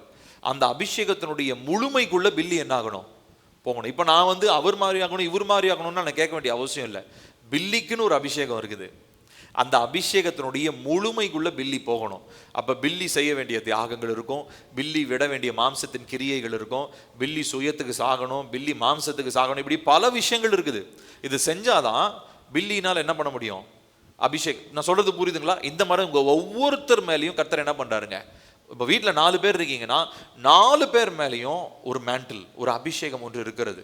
ஆனால் அந்த அபிஷேகத்தை நீங்கள் அடைகிறதுக்கு நீங்கள் என்ன பண்ணணுங்க? தேவனுடைய சமூகத்தில் காத்திருக்கணும், அவருடைய வார்த்தைக்கு கீழ்ப்படியணும், அவருடைய நீதியை தரித்து கொள்ளணும்.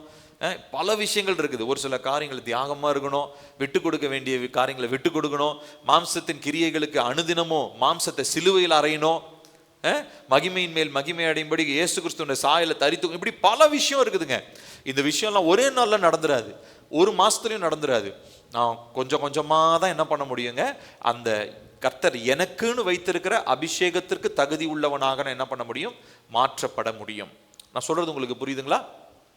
அடுத்தா பாருங்க, இவ்விதமா பிசாசு என்ன பண்றான் அப்படின்னா, இந்த ஆசீர்வாதங்களை பெற்றுக்கொள்ளுகிற நேரங்களில் தான் பிசாசு என்ன பண்ணுவான்?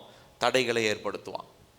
சரிங்களா? இப்போ நீங்க நல்லா கவனிச்சு பார்த்தீங்கன்னா, ஒரு சில நல்ல அபிஷேகிக்கப்பட்ட பிள்ளைகள் பிறக்கிறதுக்கு முன்னாடி அவங்க அம்மா பயங்கர அவதிப்பட்டிருப்பாங்க. பார்த்துருக்குறீங்களா? அபிஷேகிக்கப்பட்ட பிள்ளைகள் பிறக்கிறதுக்கு முன்னாடி, ஒருவேளை எனக்கு தெரிஞ்சு ஒரு ஒரு ஒரு சகோதரருடைய ஒரு சாட்சியை நான் கேட்டேன். அவங்களுக்கு வந்து பார்த்திங்கன்னா அந்த ஒரு குழந்தை, ஒரு கரு உருவாச்சு. கரு உருவான உடனே அவங்க போய் டாக்டரை போய் பார்த்தாங்க. டாக்டர் பார்த்துட்டு, இல்லை குழந்தைக்கு வளர்ச்சி இல்லைம்மா, மூளை வளர்ச்சி இல்லை, அதனால் பிறந்தாலும் வந்து மனநல குன்றிய குழந்தைய தான் இருக்கும், அதனால் நீங்கள் அபார்ட் பண்ணுறீங்கன்னு 2வது மாதத்தில் இவங்க அபார்ட் பண்ணுறதுக்கு மாத்திரை போட்டாங்க. 2வது மாதத்தில் மாத்திரை போடுறாங்க, அபார்ட் ஆகலை. 9 மாதம் வரைக்கும் அந்த அம்மா மாத்திரை போட்டுக்கிட்டே இருக்கிறாங்க, அந்த குழந்தை அபார்ட்டே ஆகலை, கரு சிதைவே ஏற்படல. யோசித்து பாருங்கள், எல்லாரும் டாக்டர் மண்டையை பிச்சுக்கிறான், அடுத்து ஆப்ரேஷன் பண்ணி தான் எடுக்கணும். சரி, 9வது மாதத்தில் ஒரு நிறை மாத கர்ப்பிணியாக அவங்க போகிறாங்க, அந்த குழந்தைய பெற்றெடுக்கிறாங்க. பார்த்தா அந்த குழந்தை வளர்ந்து ஒரு பெரிய ஊழியக்காரனாக இருக்கான். நான் பேர் யாருன்னு நான் சொல்ல, பட் இந்த இந்த இந்த சம்பவம் வந்து ரொம்ப ஆச்சரியமாக இருந்தது எனக்கு அந்த அவங்கள பற்றி கேள்விப்படும்போது. அப்போ பாருங்கள், கர்த்தர் அந்த குழந்தைய மேலே என்ன பண்ணியிருக்கிறாரு, ஒரு விசேஷித்த அபிஷேகத்தை வச்சிருக்கிறாரு. அந்த அபிஷேகத்தை பிசாசு என்ன பண்ணணும்னு நினச்சான். அப்போ டாக்டர் தப்பாக டயக்னோஸ் பண்ணாங்களா என்னன்னு நமக்கு தெரியல. ஒருவேளை டாக்டர் கண்ணுக்கு பிசாசு அப்படி காமிச்சானன்னு தெரில, மனநல குன்றிய குழந்தை அப்படின்னு அந்த டாக்டர் கண்ணுக்கு காமிச்சானன்னு தெரில. ஆனால் அவங்க ரொம்ப அந்த கருவை பார்த்ததுலேருந்து இவங்க அபார்ஷன் மாத்திரை சாப்பிட்டுக்கிட்டே இருக்கிறாங்க. ஆனால் அபார்ட் ஆகலைன்னா எவ்வளோ ஒரு ஆச்சரியம் பாருங்கள். இந்த மாதிரிலாம் இது நான் ஒன்று, இந்த மாதிரி பல காரியங்கள். எனக்கு தெரிஞ்சு இன்னொரு சாட்சி, சகோதரர் வின்சென்ட் செல்வகுமார், அவங்களுடைய சாட்சியும் நான் அப்படி தான் கேள்விப்பட்டேன். அவங்களும் அவங்களுடைய தாயுடைய வயிற்றில் இருக்கும்போது அந்த மாதிரி ஏதோ ஒரு சம்பவம் இருந்தது. பட் கர்த்தர் நல்ல ஒரு சுகப்பிரசவத்தை கட்டளிட்டு இன்றைக்கி பாருங்கள், அவர் ஒரு பெரிய ஒரு தீர்க்கதரிசியாக தேவனுடைய நாம மகிமைக்காக சகோதரர் வின்சென்ட் செல்வகுமார் அவங்க எழுப்பி நிற்கிறாங்க. ஸோ நான் என்ன சொல்கிறேன்னா, இந்த மாதிரி பிறப்பின் நேரத்தில் அந்த ஆசீர்வாதத்தை அவங்க மேலே இருக்கிற, அதாவது அவங்கள வெறும் பிசாசோடைய நோக்கம் வந்து என்னன்னா, வெறுமனே ஒரு ஆத்மாவை அழிக்கிறதுல அவனுக்கு ஒரு பிரயோஜனமும் கிடையாது. அந்த ஆத்மா மேலே ரெஸ்ட் ஆகிற ஒரு அபிஷேகம் இருக்குது பார்த்தீங்களா, அந்த அபிஷேகம் வெளிப்பட்டுருச்சுன்னா தேவனுடைய ராஜ்யத்தை என்ன பண்ணுவாங்க, அவங்க பயங்கரமாக கட்டுவாங்க. அதை தான் அவன் டிஸ்டர்ப் பண்ணுவான். அவனுக்கு ஆத்மாவை அவனுக்கு வந்து அதில் பார்த்தீங்கன்னா அவனுக்கு ஒரே கல்லில் 2 மாங்காய் கணக்கு. அவனுக்கு ஒரு ஆத்மாவும் தனக்கு வந்துடும், அவங்க மேலே இருக்கிற அபிஷேகத்தையும் கெடுத்து போட்டுடலாம். இப்போ பாருங்கள், ஆனால் தேவன் முன்குறிச்சு வச்சுட்டார் அவங்கள. அதனால தான் சங்கீதம் 139:14 வாசிக்கிறோம், என் கரு உருவாகும் முன்னமே உம்முடைய கண்கள் என்னை கண்டது. அப்படின்னா என்ன அர்த்தம்? அப்போ என்னை பார்த்தது மாத்திரம் இல்லை, என் மேலே தேவையான அபிஷேகத்தையும் கர்த்தர் என்ன பண்ணி வச்சிருக்கிறாருங்க, அவர் முன்குறிச்சி அவர் அழைத்து தெரிந்து வச்சிருக்கிறார். அப்போ என்னதான் வந்து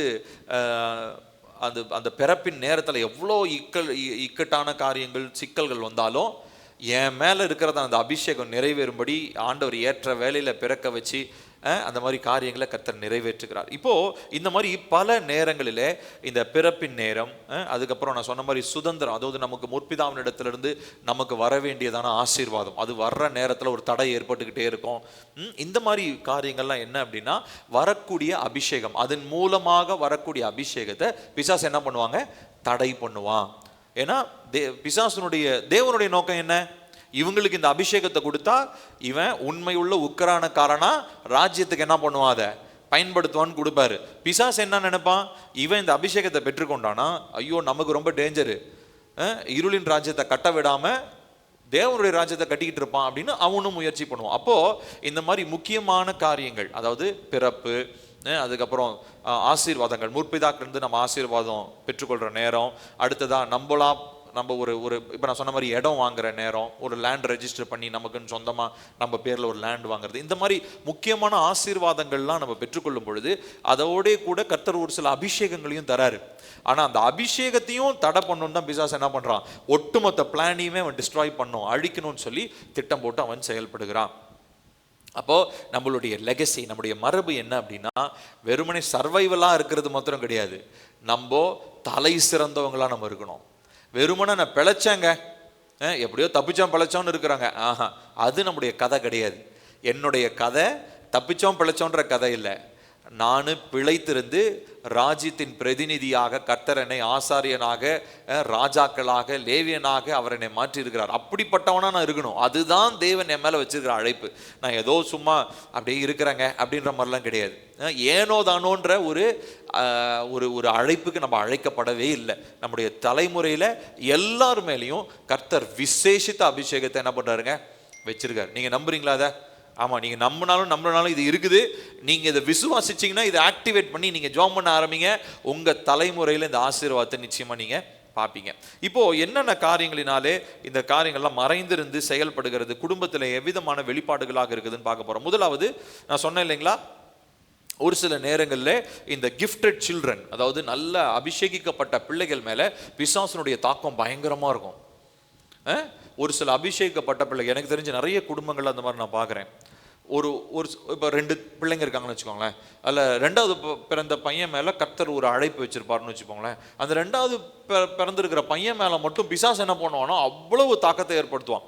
கீழ்ப்படிய மாட்டான், வியாதி வந்துக்கிட்டே இருக்கும், எப்போ பார்த்தாலும் அவனுக்கு மருத்துவ செலவுக்கு ஓடிக்கிட்டே இருப்பாங்க, இல்லை ஒருவேளை ஒழுங்காக படிக்காமல் இருப்பான்.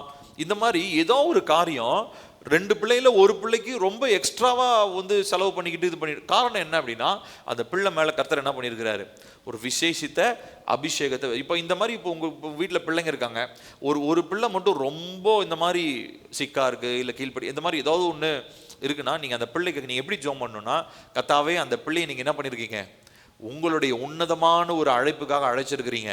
அந்த அழைப்பும் அந்த பிள்ளையின் மேல வச்சிருக்கிற அபிஷேகமும் என்ன பண்ணப்படணும், அனல் மூட்டி எழுப்பப்பட வேண்டுமே ஒழிய அதை தடை செய்யும்படியா. இப்போ ஒருவேளை அந்த பிள்ளை படிக்காம இருக்கலாம், சோம்பேறியா இருக்கலாம், அந்த மாதிரி ஏதோ ஒரு பலவீனம் அந்த பிள்ளைகள் இருக்கும்போது நீங்க அதை கடிந்து கொண்டு அது உங்களுடைய பிள்ளையினுடைய ஆவியாத்மா சரீரத்தை என்ன பண்ணணும், நீங்க வெளியேற்றி நீங்க ஜெபிக்கணும். சரிங்களா? ஸோ இந்த மாதிரி பிள்ளைகள் டார்கெட் பண்ணப்படுவாங்க. ஒரு சில பிள்ளைகள் அபிஷேகிக்கப்பட்ட பிள்ளைகள் அவங்க அப்படியே குறிக்கப்பட்டு பிசாசுனால டார்கெட் பண்ணப்படுவாங்க. காரணம் என்னன்னா, பரம்பரையாய் வருகிறதான அபிஷேகத்தை பிசாசு தடை பண்ணணும்னு நினைக்கிறான். ஸோ அவங்களுடைய ஐடென்டிட்டி என்ன? அப்போ நம்ம பிள்ளைகள் மேலே, நான் சொன்னேன் இல்லைங்களா, பிள்ளைங்க தூங்கும் போது கூட நீங்கள் என்ன பண்ணலாம், அவங்க தலை மேலே கையை வச்சு அவங்களுடைய அடையாளத்தை பற்றி நீங்கள் அவங்களுக்கு பேசணும். அவங்க பிள்ளைங்க மேலே ஜெபம் பண்ணணும். என் பிள்ளையினுடைய அடையாளம் அவன் இப்படி படிக்காதவனா இருக்க போகிறது இல்லை, என் பிள்ளை இப்படி கீழ்ப்படியாதவனா இருக்க போறது இல்லை, என் பிள்ளை தேவனுடைய வார்த்தைக்கு கீழ்ப்படுகிறவனா இருப்பான், கர்த்தருடைய சித்தம் இதுதான் அப்படின்னு சொல்லி நம்ம பிள்ளைகள் மேலே ஜீவனுக்குரிய வார்த்தைகளை நம்ம பேச வேண்டியது அவசியமாக இருக்கிறது. சங்கீதம் 91 நம்ம எல்லாருக்கும் தெரியும். அந்த வசனங்களை உங்க பிள்ளைகளுக்கு ஒரு ஜபமா நீங்க கற்றுக் கொடுங்க. அடுத்ததா, மறக்கப்பட்ட குடும்பத்தினுடைய அழைப்புகள். ஒரு சில குடும்பத்துல தெய்வீக அழைப்பு இருக்கும், ஆனா அந்த அழைப்பை அவங்க மறந்துடுவாங்க. ஒரு சில குடும்பங்கள் மேலே தெய்வீக அபிஷேகம் இருக்கும், ஆனால் அந்த அபிஷேகத்தை அவங்க மறந்துடுவாங்க. இது எப்படி சொல்ல முடியும் அப்படின்னா, இது ஒரு ஆவிக்குரிய மறதி, அம்னீஷியான்வாங்க, ஸ்பிரிச்சுவல் அம்னீஷியா. அப்படின்னா என்னன்னா, ஆவிக்குரிய மற்ற எல்லாம் ஞாபகம் இருக்கும், உலக அறிவு இருக்கும், எல்லாம் இருக்கும், ஆனால் ஸ்பிரிச்சுவலாக கர்த்தர் அவங்களுக்கு கொடுத்துருக்கிற விஷயங்களை அவங்களால நினச்சி பார்க்க முடியாது, அவங்க மண்டைக்கு ஏறவே ஏறாது, புரியவே புரியாது. ஏன்னா ஒரு ஆவிக்குரிய மறதியை பிசாசு அவங்களுக்கு ஏற்படுத்தி வச்சிடறான். சரிங்களா? அப்போ இந்த மாதிரி இந்த குடும்பங்களிலே தேவனுடைய அழைப்பு மறக்கப்படுகிறது, மறந்து போகப்படுகிறது. அபிஷேகத்திலிருந்து அந்த குடும்பம் துண்டிக்கப்படுகிற ஒரு நிலை வருகிறது. அதுக்கு நம்ம என்ன செய்யணும் அப்படின்னா, குடும்பத்திலே நம்ம தேவனுடைய அந்த ஆராதனை, தேவனை ஆராதிக்கிற ஒரு பலிபீடத்தை நம்ம கட்டி எழுப்பணும். ரொம்ப முக்கியமா நம்ம அதை எப்படி ஆக்டிவேட் பண்ணலாம் அப்படின்னா, நம்முடைய குடும்பத்தில் மறைந்திருக்கிறதான நற்பண்புகளை பற்றி நம்ம ஷேர் பண்ணணும். நான் சொன்னேன் இல்லைங்களா, பெற்றோர்கள் பிள்ளைகளிடத்துல குடும்பத்தில் மறைந்திருக்கிற நற்காரியங்களை குறித்து என்ன பண்ணணும், நம்ம ஷேர் பண்ணணும், பகிர்ந்து கொள்ளணும். உதாரணத்துக்கு பாட்டி தாத்தா இருக்கிறாங்க. இப்போ எங்கள் தாத்தா எங்கள் தாத்தா என்கிட்ட நிறைய ஆவிக்குரிய காரியங்களை பற்றி சொல்லியிருக்காரு. இந்த மாதிரி ஊழியக்காரங்களுக்கு அவர் உதவி செய்ததாக இருக்கட்டும், அவர் எப்படி முக்கியமான வாழ்க்கையின் தீர்மானங்களை எப்படி எடுத்தார் அப்படின்றதா இருக்கட்டும், அந்த மாதிரி மற்ற எல்லா பேர பிள்ளைகளை காட்டிலும் எனக்கு தாத்தா கிட்ட ஒரு ஸ்பெஷல் பாண்டிங். ஏன்னா நான் தாத்தா கூட எப்பயுமே இருந்தவன் நான். அதனால் எனக்கு தாத்தா நிறைய காரியங்களை எனக்கு தெரிஞ்சு அவர் பேசி நான் லேர்ன் பண்ணதை விட அவர்கிட்ட பார்த்து நான் லேர்ன் பண்ண விஷயங்கள் நிறையா இருக்குது எங்கள் தாத்தா கிட்ட. ஸோ அதே மாதிரி இப்போ எங்கள் அப்பா கிட்ட. ஸோ இந்த மாதிரி ஒவ்வொருத்தருக்கிட்டையும் நம்ம என்ன பண்ணுறோன்னா, நம்ம பார்த்து கற்றுக்கொள்கிற காரியங்கள்னு ஒன்று இருக்கும். ஸோ அதில் ஒரு சில பிள்ளைகள் தான் பார்த்து கற்றுக்கொள்வாங்க, ஆனால் ஒரு சில பிள்ளைகிட்ட நீங்கள் சொல்லணும்.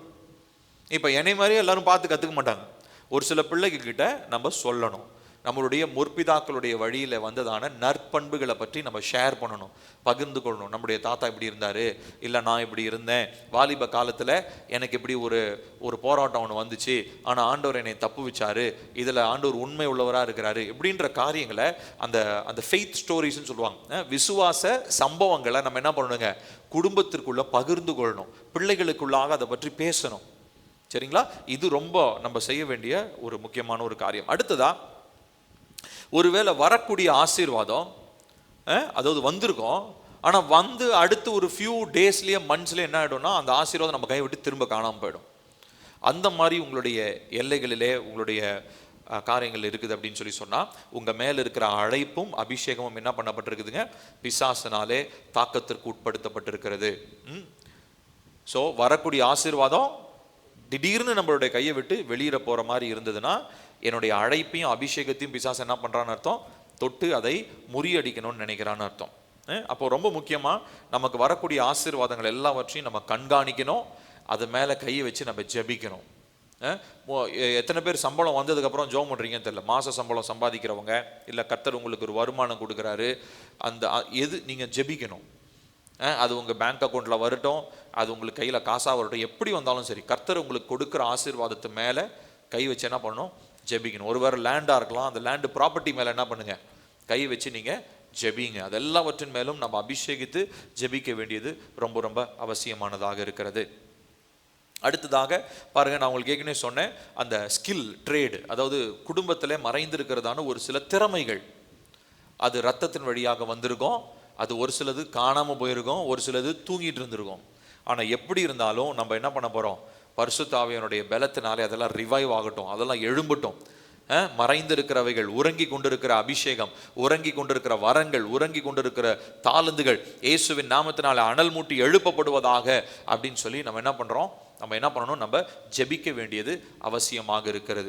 எந்தெந்த காரியங்கள்லாம் நம்முடைய குடும்பத்தில் தொலைந்து போனது போல் இருக்கிறதோ அதை நம்ம என்ன பண்ணணும்? நம்முடைய அடுத்த தலைமுறைக்கு நம்ம சொல்லி தரணும்.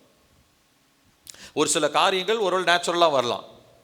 இப்போ நான் மியூசிக் கற்றுக்கிட்டது எனக்கு நேச்சுரலாக வந்தது. ஆனால் என்னுடைய ஃபேமிலி லைனில் ஒரு வேலை இருக்குது. இப்போ எனக்கு அடுத்து வர்ற அடுத்த பிள்ளைங்க மியூசிக்கில் இன்ட்ரெஸ்ட் இல்லைன்னு வச்சுக்கோங்களேன், ஆனால் பிளட் லைனில் கண்டிப்பாக என்ன இருக்கும்?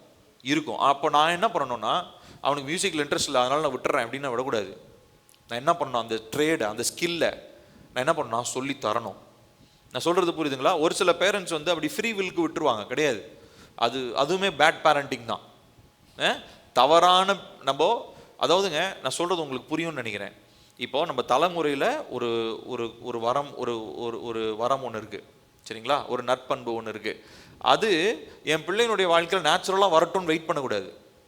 அது இல்லாத பட்சத்தில் நீங்கள் பிள்ளைகளுக்கு அதை சொல்லி கொடுத்து அதை பண்ணுறதுக்கு நீங்கள் அவங்கள கட்டாயப்படுத்த வேண்டாம், ஆனால் அவங்கள என்கரேஜ் பண்ணணும், அவங்கள நீங்கள் ஊக்குவிக்கணும், அவங்கள நீங்கள் அதற்காக என்கரேஜ் பண்ணணும். இப்போ எனக்கு அடுத்த பிள்ளை ஒருவேளை மியூசிக்கில் இன்ட்ரெஸ்ட் இல்லைன்னா நான் அப்படி விட்டுறக்கூடாது. நான் என்ன பண்ணணும்? ஏன்னா என் ரத்தத்தில் மறைஞ்சிருக்கு, கண்டிப்பாக என் பிள்ளைகளுக்குள்ளே இருக்கும். நான் என்ன பண்ணணும்? அந்த பிள்ளைகளை நான் என்கரேஜ் பண்ணணும், ஊக்குவிக்கணும் அவங்கள. ஏன்னா அந்த இப்படி தான் என்ன ஆகுதுன்னா, அப்படியே இப்போ அதுக்கு அடுத்த தலைமுறை, மூணாவது தலைமுறை, எனக்கு அடுத்து மூணாவது தலைமுறை போகும்போது என்ன ஆகிடும்? அது காணாமல் போயிடும். ஆனால் அவங்களுடைய தாத்தா என்ன பண்ணிடுவார்? பெரிய மியூசிஷியனாக இருந்தார், ஆனால் பேரப்பிள்ளைக்கிட்ட அந்த தாளந்தே இல்லை. ஏன்னா ஏதோ ஒரு தலைமுறையில் அந்த பேரண்ட் என்ன பண்ணிட்டாங்க? அந்த உள்ள மறைஞ்சிருக்கிற வரத்தை அனல் மூட்டி எழுப்புறதுக்கு அவங்க முயற்சி எடுக்கலை. ஜெபமும் பண்ணியிருக்க மாட்டாங்க, அதற்கான முயற்சியும் எடுத்திருக்க மாட்டாங்க. ஸோ ரெண்டுமே செய்யணும், ஜெபமும் பண்ணணும், அந்த அபிஷேகம் வரங்கள் அனல் மூட்டி எழுப்பணும்னு மறைந்திருக்கிறவைகள். அதே நேரத்தில் அவங்களுக்கு ஃபிசிக்கலாகவும் நம்ம ட்ரைனிங் அந்த மாதிரி ஒரு சில காரியங்களாக நம்ம கொடுக்க வேண்டியது அவசியமாக இருக்கிறது. சரிங்களா? சரி, எப்படி நம்ம இதை ஜாக்கிரதையாக இருந்து கர்த்தர் கொடுக்குற ரத்த வழியில் கொடுக்குற அபிஷேகத்தையும் ஆசீர்வாதத்தையும் நம்ம காத்துக்கொள்ள போகிறோம்? ஸோ முதலாவது, கர்த்தர் நமக்கு ஒரு விடுதலை தராரு, அதை மாத்திரம் நம்ம சந்தோஷமாக கொண்டாடுறோம் அப்படின்றது ஒரு பக்கம் இருந்தாலும், தேவன் தருகிற நற்பண்புகளை நம்முடைய குடும்பத்தில் அப்ரிஷியேட் பண்ணணும். நம்முடைய பிள்ளைகளுக்குள்ளாக நற்பண்புகள் இருக்கும்போது, இது தேவன் உனக்கு கொடுத்தது, இது எங்கள் தாத்தா இந்த மாதிரி செஞ்சுருக்கிறாரு. இப்போ உதாரணத்துக்கு இப்போ நான் எங்கள் அம்மாச்சி பாட்டி அவங்க ரொம்ப சிக்காக இருக்கும் போது நானும் என்னுடைய மனைவியும் போய் அவங்கள கவனிச்சிட்டோம். ஒரு ஃபியூ மந்த்ஸ் அவங்களோட தான் இருந்தோம். அப்போ இருக்கும்போது எங்கள் அத்தை சொல்லுவாங்க, உங்கள் தாத்தா, உன்னுடைய தாத்தா இதே மாதிரி தான் ரொம்ப பொறுமை உள்ளவராக இருந்தார். அவர்கிட்ட இருந்த நேச்சர், அதாவது பொதுவாக அந்த வயசானவங்க இப்போ அவங்க ஃபுல்லாக பெட் ரிடனாக இருந்தாங்க. அவங்கள தூக்குறது, அவங்களுக்கு டைப்பர் மாற்றுறது எல்லாமே நான் பண்ணேன். ஸோ ஒரு சிலர்லாம் பண்ண முடியாது, எனக்கு வேலை இருக்குது போங்க, உங்களுக்குலாம் பண்ண முடியாது அப்படின்னு போயிடுவாங்க. ஆனால் பொறுமையாக நான் செஞ்சேன். அப்போ நான் செஞ்சுட்டு இருக்கும்போது ஒரு நாள் எங்கள் அத்தை என்கிட்ட சொன்னாங்க, உங்கள் தாத்தா இதே மாதிரி தான் பொறுமையாக இருப்பார். ஸோ அந்த சுபாவம் உங்களுக்குள்ள வெளிப்படுகிறது. ஸோ இந்த மாதிரி தான் என்ன ஆகுதுன்னா, அந்த மாதிரி வெளிப்படுகிற சுபாவங்களை அடையாளப்படுத்த உடனே நம்ம அதை அப்ரிஷியேட் பண்ணணும். ஆமாம், உங்கள் தாத்தா இந்த மாதிரி இருந்தார், அந்த நல்ல குணம் உனக்குள்ளே வந்திருக்குது. அது நம்ம அப்ரிஷியேட் பண்ணுறதுனால நம்ம ஒன்றும் குறைஞ்சி போக போகிறதில்ல, அது ஒன்றும் தவறான காரியம் கிடையாது. சரிங்களா? நற்பண்புகளை நம்ம அப்ரிஷியேட் பண்ண வேண்டியது ரொம்ப ரொம்ப அவசியம். அடுத்ததாக நம்ம செய்ய வேண்டிய இன்னொரு முக்கியமான காரியம், நம்முடைய பிள்ளைகளுக்கு அந்தந்த காலத்தில் கர்த்தர் கொடுக்குற ஆசீர்வாதங்களை நம்ம ஞாபகம் வச்சுக்கணும். இந்த காலத்தில் அவன் இந்த காரியத்தை செய்கிறான், இந்த காலத்தில் அவன் ஒரு ஸ்கில் கற்றுக்கிட்டான், இந்த காலத்தில் அவன் இதை லேர்ன் பண்ணான். எனக்கு நல்லா ஞாபகம் இருக்குது. நான் வந்து கரெக்டாக 5th ஸ்டாண்டர்டு லீவில் வந்து நான் 5th இல்லை 4th ஸ்டாண்டர்ட் லீவில் நான் வந்து எனக்கு அம்மாச்சி ஒன்று ஒரு சின்ன கிட்டார், ஒரு 600 ரூபாய்க்கு ஒரு கிட்டார் வாங்கி கொடுத்தாங்க. சின்ன கிட்டார், இத்தினோண்டு கிட்டார். அந்த கிட்டார் எனக்கு அம்மாச்சி வாங்கி கொடுத்தாங்க. ஸோ எனக்கு நல்லா ஞாபகம் இருக்குது. அதுலேருந்து தான் என்னுடைய மியூசிக் லேர்ன் பண்ணுற அந்த ஆசை எனக்கு அதுலேருந்து தான் வளர்ந்தது. ஸோ இந்த மாதிரி நமக்கு இந்த மாதிரி நினைவுகள்லாம் இருக்குது இல்லைங்களா, இதெல்லாம் நம்ம டாக்குமெண்ட் பண்ணோம், இதெல்லாம் நம்ம நினைவில் வைத்துக்கொள்ள வேண்டும் நம்முடைய பிள்ளைகளுக்கு. இப்போ என்ன, நம்ம பிள்ளைங்க சின்ன பிள்ளைங்களாக இருக்கும்போது அவங்க என்னென்ன பண்ணாங்க, இப்போ சின்ன பிள்ளைங்களாம் பிறக்கிறது நடக்கிறதெல்லாம் வீடியோ எடுத்துக்கிட்டு இருக்கிறோம்ல, வீடியோ எடுத்து என்ன பண்ணுறீங்க? எனக்கு தெரிஞ்சு யாருமே அது உடனே கொஞ்ச நாள் டெலீட் பண்ணிடுறாங்க. சின்ன வயசு வீடியோ எடுத்துருப்பீங்க இல்லையா, பிள்ளை பிறந்தோடனே, இப்போ வச்சுருக்கிறீங்களா 1-2 தான் இருக்கும், மற்றதெல்லாம் என்ன ஆயிடுச்சுங்க, இல்லைங்க ஸ்பேஸ் இல்லைங்க, எல்லாம் டெலீட் ஆகிடுச்சிங்க. ஆனால் இந்த வீடியோ எடுக்கிறது, ஃபோட்டோ எடுக்கிறதுலாம் ஒரு பக்கம் வச்சுட்டு நீங்கள் ப்ராப்பராக உங்கள் பிள்ளைகளுடைய காரியங்களை பற்றி என்ன பண்ணுங்கள், எழுதி வைங்க. அது யாரும் அது டைரியோ நோட்டோ அது எங்கேயும் போகாது, வீட்டிலே தான் இருக்கும். அது பழசானாலும் வீட்டிலே தான் இருக்கும். சரிங்களா? டாக்குமெண்ட் பண்ணுறது ரொம்ப ரொம்ப அவசியம். சரிங்களா? ஸோ அதனால் எனக்கு தெரிஞ்சு நிறைய பேர் குழந்தைங்களுடைய வளர்ச்சியெல்லாம் நம்ம மெமரிஸாக வைக்கணும்னு சொல்லி ஃபோட்டோ வீடியோலாம் எடுப்பாங்க. ஆனால் எனக்கு தெரிஞ்சு கூகுள் ஸ்டோரேஜ் ஃபுல்லாகிடும், அப்புறம் எல்லா ஃபோட்டோவையும் உட்காந்து டெலீட் பண்ணிட்டு உட்காந்துட்டு இருப்போம். ஸோ அதனால் நம்ம டெக்னாலஜிலாம் நீங்கள் நம்பாதீங்க, அது எப்போ வேணால் காலை வாரி விட்டுரும். அதனால் நமக்கு ரொம்ப ஓல்டு ஸ்கூல் மெத்தடுக்கு போயிடுவோம். என்னதுங்க, டாக்குமெண்ட் பண்ணுங்கள். உங்களுக்கு கர்த்தர் என்னென்ன காலத்தில் எந்த ஆசீர்வாதம் கொடுத்தாரு, என்னென்ன காலங்களில் என்னென்ன நடந்தது. நானும் என்னுடைய மனைவியும் ஒரு டைரி போட்டிருக்கோம். அந்த டைரியில் எல்லா காரியங்களும் எழுதிக்கிட்டே இருக்கிறோம். என்ன வாங்கணும், என்னென்ன காரியங்களை கர்த்தர் எங்களுக்கு கொடுத்தாரு, என்னென்ன காரியங்களில் தேவைகளை சந்தித்தாரு, அதெல்லாமே நாங்கள் ஒரு டைரியில் எழுதிக்கிட்டே இருக்கோம், நோட் போட்டு எழுதிக்கிட்டே இருக்கோம். இப்போ இது வந்து கர்த்தர் நமக்கு கொடுக்குற ஆசீர்வாதத்தை நம்ம எண்ணி நம்ம நன்றி சொல்கிறதுக்கு நமக்கு ரொம்ப ஆசீர்வாதமாக இருக்கும். சரிங்களா? அடுத்ததா, ஒவ்வொரு நாளும் நம்முடைய தலைமுறை மேலே அவங்களுடைய தேவன் அவங்களுக்கு வைத்திருக்கிற அடையாளங்கள், தயவு, தேவனுடைய நோக்கத்தை நம்ம அவங்க மேலே டிக்ளேர் பண்ணிக்கிட்டே இருக்கணும். கர்த்தர் என் பிள்ளைகளை எதுக்காக அழைச்சிருக்கிறாரு, கர்த்தர் என் பிள்ளைகளை எதற்காக அபிஷேகம் பண்ணியிருக்கிறார், அவங்க மேலே என்ன அபிஷேகம் இருக்குது, என் பிள்ளை இதற்காக ஒருவேளை ஒரு சில பெற்றோர் இடத்துல கர்த்தர் தெளிவாக பேசியிருப்பார். இப்போ நான் சொன்னேன் இல்லைங்களா, நான் பிறக்கும் போது எங்கள் அம்மா அப்பா கிட்ட தேவன் தெளிவாக பேசினார். அந்த மாதிரி ஒரு சிலருடைய கர்த்தர் பேசியிருப்பார். அப்போ நீங்கள் என்ன பண்ணணும்னா அதெல்லாம் நீங்கள் சொல்லி ஜெபிக்கணும். என் பிள்ளை இதற்காக அழைக்கப்பட்டான், என் குடும்பம், என் தலைமுறை இதற்காக அதை அழைக்கப்பட்டது, அவர்கள் மேலே இந்த அபிஷேகம் இந்த தலைமுறை தோறும் நிலை நிற்க போகிறதுன்னு சொல்லி நம்ம ஜெபிக்க வேண்டியது அவசியமாக இருக்கிறது. சரிங்களா? ஸோ அடுத்ததா பாருங்க, நம்முடைய தலைமுறைக்கு ரொம்ப முக்கியமாக ஆண்டவர் என்ன செய்யணுன்றத நம்ம கேட்கறதுக்கு ஜெபிக்கிறதுக்கு சொல்லித்தரதுக்கு முன்னாடி ஆண்டவர் என்ன ஏற்கனவே நமக்கு செஞ்சிருக்கிறாருன்றது நம்முடைய தலைமுறைக்கு சொல்லி கொடுக்கணும். நான் சொன்ன மாதிரி உங்கள் பிள்ளைகளோட அதை பேசுங்க. அப்போ குடும்பத்தில் பேசுறது எவ்வளோ விஷயம் இருக்கு இல்லையா? ஆனால் தேவையில்லாது போனது வந்தது சண்டை சச்சரவுலாம் நம்ம காசிப் பண்ண வேண்டிய அவசியமே இல்லை. சித்தப்பா பெரியப்பா பக்கத்து வீட்டில் நடந்த சண்டை, மேல் வீட்டில் நடந்த சண்டை, கீழ் வீட்டில் நடந்த சண்டை, இதெல்லாம் பேசுறதே இல்லையா? ஒரு சிலர் வீட்டில் பேசுறதே இல்லையா? கணவன் மனைவி கண்டிப்பாக பேசணும். கணவன் மனைவி பிள்ளைகள் கண்டிப்பாக குடும்பமாக உட்காந்து என்ன பண்ணணுங்க, பேசணும். எதை பற்றி பேசணும்? கர்த்தர் கொடுத்த நன்மைகளை எண்ணி பார்க்கணும். அடுத்ததா, கர்த்தர் நமக்கு கொடுத்திருக்கிற வரன்கள் தாழ்ந்துகள் அனல் மூட்டி எழுப்பும்படி பிள்ளைகளுக்கு அதை சொல்லிக் கொடுக்கணும். பிள்ளைகள் மேலே நமக்கு கர்த்தர் ஒரு அதிகாரம் கொடுத்துருக்கிறாரு. அந்த அத்தாரிட்டியை பயன்படுத்தி பிள்ளைகளுக்காக பெற்றோர்கள் கண்டிப்பாக ஜெபிக்க வேண்டியது அவசியமாக இருக்குது. இப்போ நான் சொன்னேன் இல்லைங்களா, ஈசாக்கு ஆபிரகாம் வெட்டின துறவை என்ன பண்ணுறாருங்க, அவர் திரும்ப அவர் எடுக்கிறார் இல்லையா? அந்த மாதிரி நம்ம என்ன பண்ணணும், நம்ம திரும்ப நம்மளுடைய முற்பிதாக்களின் வழியாய் வந்த மறைந்திருக்கிறதான ஸ்கில்ஸ், மறைந்திருக்கிற ட்ரேட், இல்லை மறைந்திருக்கிற வரந்துகள் தாளந்துகள் எல்லாவற்றையும் நம்ம திரும்ப தேவனுடைய சமூகத்தில் நம்ம கேட்கணும். கர்த்தர் நமக்கு நிச்சயமாய் பெரிய காரியங்களை செய்வார். ஸோ இப்போ என்னென்ன காரியங்கள்லாம் உங்கள் குடும்பத்தில் மறைந்திருக்கிறது, ஒருவேளை வெளிப்படையாக இருக்கலாம், ஆனால் மறைஞ்சிருக்கலாம். அதை நீங்கள் கண்டுபிடிச்சிங்கன்னா அதை நீங்கள் டாக்குமெண்ட் பண்ணுங்கள், அதை எழுதுங்க, அதை சொல்லி ஜோம் பண்ணுங்க. அடுத்ததாக என்னென்னலாம் உங்கள் குடும்பத்தில் தெய்வீகமான தாக்கங்களுடைய தருணங்களாக கர்த்தர் எதை இதெல்லாம் ஏற்படுத்தி கொடுத்துருக்கிறார், அதை நீங்கள் டாக்குமெண்ட் பண்ணுங்கள்.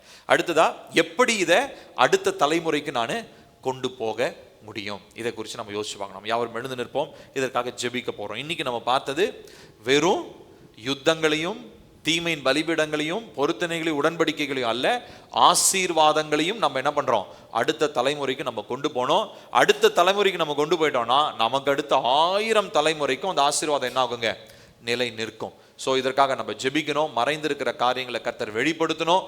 இதற்காக நம்ம ஜெபிக்க போகிறோம். நாம் யாவரும் எழுந்து நிற்போம், தேவனுடைய சமூகத்தில் கேட்கலாம். சொல்லுவோம், கர்த்தாவே, என் குடும்ப வரலாற்றில் மறைந்து கிடக்கும் ஒவ்வொரு ஆசீர்வாதத்தையும் இயேசுவின் வல்லமையான நாமத்தில் எனக்கு வெளிப்படுத்துங்க. ஏன்னா நிறைய நேரம் நம்ம கண்களுக்கு தெரியாம, நமக்கு இருக்குன்னே தெரியாம, நான் சொன்னேன் இல்லைங்களா, அது மறைந்து இருக்கிறது, அது தூங்கிட்டு இருக்குது. நிறைய நேரங்களில் பல ஆத்தும காயங்களுக்கு பின்பதாக அது மறைந்து இருக்கிறது. அதனால் சொல்ல போகிறோம், கர்த்தாவே எனக்கு இப்போ உதவி செய்யுங்கப்பா.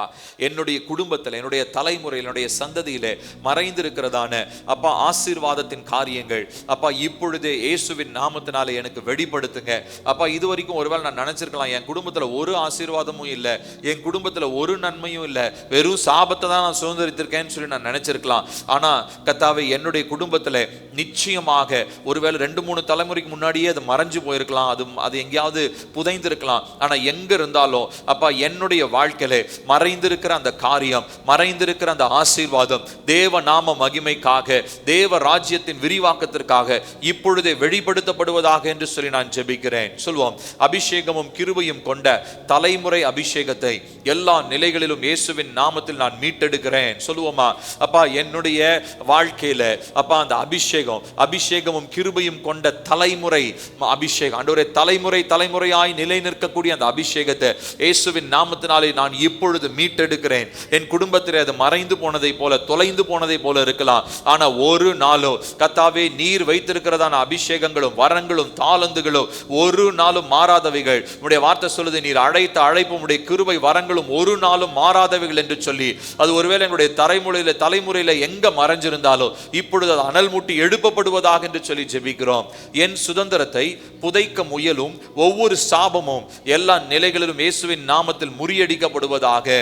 கர்த்தாவே, என்னுடைய சுதந்திரத்தை அப்பா கர்த்தர் எனக்கு கொடுக்கிறதான ஆசீர்வாதத்தை அப்பா அதை புதைக்க நினைக்கிறதான எல்லா சாபத்தின் வல்லமைகள் மேலாக இயேசுவின் நாமத்தினாலே நான் இப்பொழுதே ஜெயம் எடுக்கிறேன். சொல்லுங்க, கர்த்தாவே, எனக்கு நீங்க கொடுக்கிற ஆசீர்வாதம் அது ஒருவேளை ஸ்கில் செட்டா இருக்கலாம், இந்த மாதிரி நான் சொன்ன பல விதமான ஆசீர்வாதங்கள் ஏதோ ஒரு காரியமா இருக்கலாம், அது நமக்கு தேவைப்படுகிற ஒரு ஆசீர்வாதமா இருக்கலாம். ஆனா அது ஒரு சாபத்திற்கு பின்பதாக மறைந்து இருக்கிறது.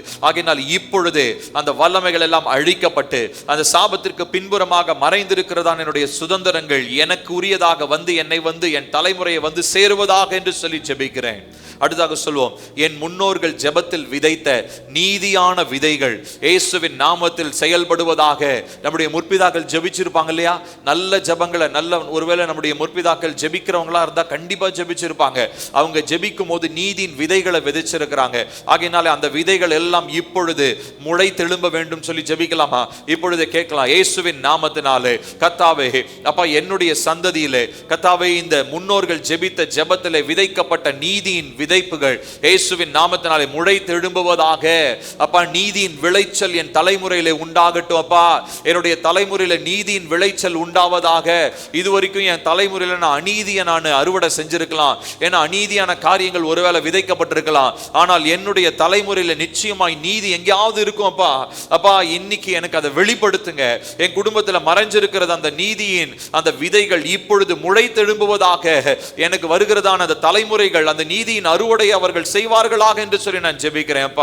அடுத்ததாக சொல்லுவோம், அடைந்து போன ஒவ்வொரு ஆவிக்குரிய கிணறும் எல்லா நிலைகளிலும் இயேசுவின் வல்லமையான நாமத்தில் நான் மீண்டும் கைப்பற்றுகிறேன். ஈசாக்கு ஆபிரகாமுடைய கிணற்றை கைப்பற்றார் இல்லைங்களா, அந்த மாதிரி அந்த இன்ஹெரிட்டன்ஸ் நமக்கு வர வேண்டிய அந்த ஆசீர்வாதங்கள் எல்லாவற்றையும் நாம் மீண்டும் கைப்பற்ற வேண்டும். அப்பா என்னுடைய தலைமுறையிலே கர்த்தாவே இழந்து போன எல்லா காரியங்களையும், என்னுடைய முற்பிதாக்களுடைய தலைமுறையிலே அவர்களுடைய வம்சத்தில் இழந்து போன எல்லா நன்மைக்குரிய ஆசீர்வாதத்தின் ஊற்றுகளும் இயேசுவின் நாமத்தினாலே இப்பொழுதே நான் மீட்டெடுக்கிறேன். அவைகளை நான் கைப்பற்றுகிறேன். ஈசாக்கு கைப்பற்றினது போல எனக்குரிய நன்மைகள், என் தலைமுறைக்குரிய ஆசீர்வாதங்கள், என் தலைமுறைக்குரியதான அந்த அபிஷேகத்தை இயேசுவின் நாமத்தினாலே நான் கைப்பற்றுகிறேன். சொல்லுவோம், என் பிள்ளைகள் பல மடங்கான ஆசீர்வாதங்களில் எல்லா நிலைகளிலும் இயேசுவின் வல்லமையான நாமத்தில் நடப்பார்களாக. சொல்லுவோம் கர்த்தாவே, என் பிள்ளைகள் பல மடங்கான ஆசீர்வாதங்களில் என்னுடைய சந்ததி நடக்கணும் ஆண்டவரே. அப்பா, இப்பொழுது இருப்பதை பார்க்கிலும் 1000 மடங்கு அதிகமாய் ஆசீர்வதிக்கப்படுவோம், பெருகுவோம் கூட வார்த்தை சொல்லுதே. அதன்படி நாங்கள் ஜெபிக்கிறோம். 1000 மடங்கு, 1000 தலைமுறைக்கு என்னுடைய பிள்ளைகள் பல மடங்கான ஆசீர்வாதங்களில் என்னுடைய சந்ததி நடப்பார்களாக என்று சொல்லி நான் ஜெபிக்கிறேன். சொல்லுவோம், என் குடும்பம் வாழ்வதோடு மட்டுமல்ல நிறைவாக பெருகும் என்று எல்லா நிலைகளிலும் நாங்கள் சொல்றோம். சொல்லுவோமா? இயேசுவின் நாமத்தில் கட்டளையிடுவோம். கர்த்தாவே, நாங்கள் ஏதோ சும்மா வாழ்ந்தோம் பிழைச்சோம் இல்ல ஆண்டவரே, எங்களுடைய குடும்பம் உண்மையாலுமே நிறைவோடு வாழ்வோம் ஆண்டவரே. நாங்கள் ஏதோ சும்மா நாங்கள் பிழைப்புக்கு வாழ்றோன்றது இல்லை, நாங்கள் ஏதோ சும்மா பிழைச்சா போதுன்றதுக்கு இல்லை அப்பா.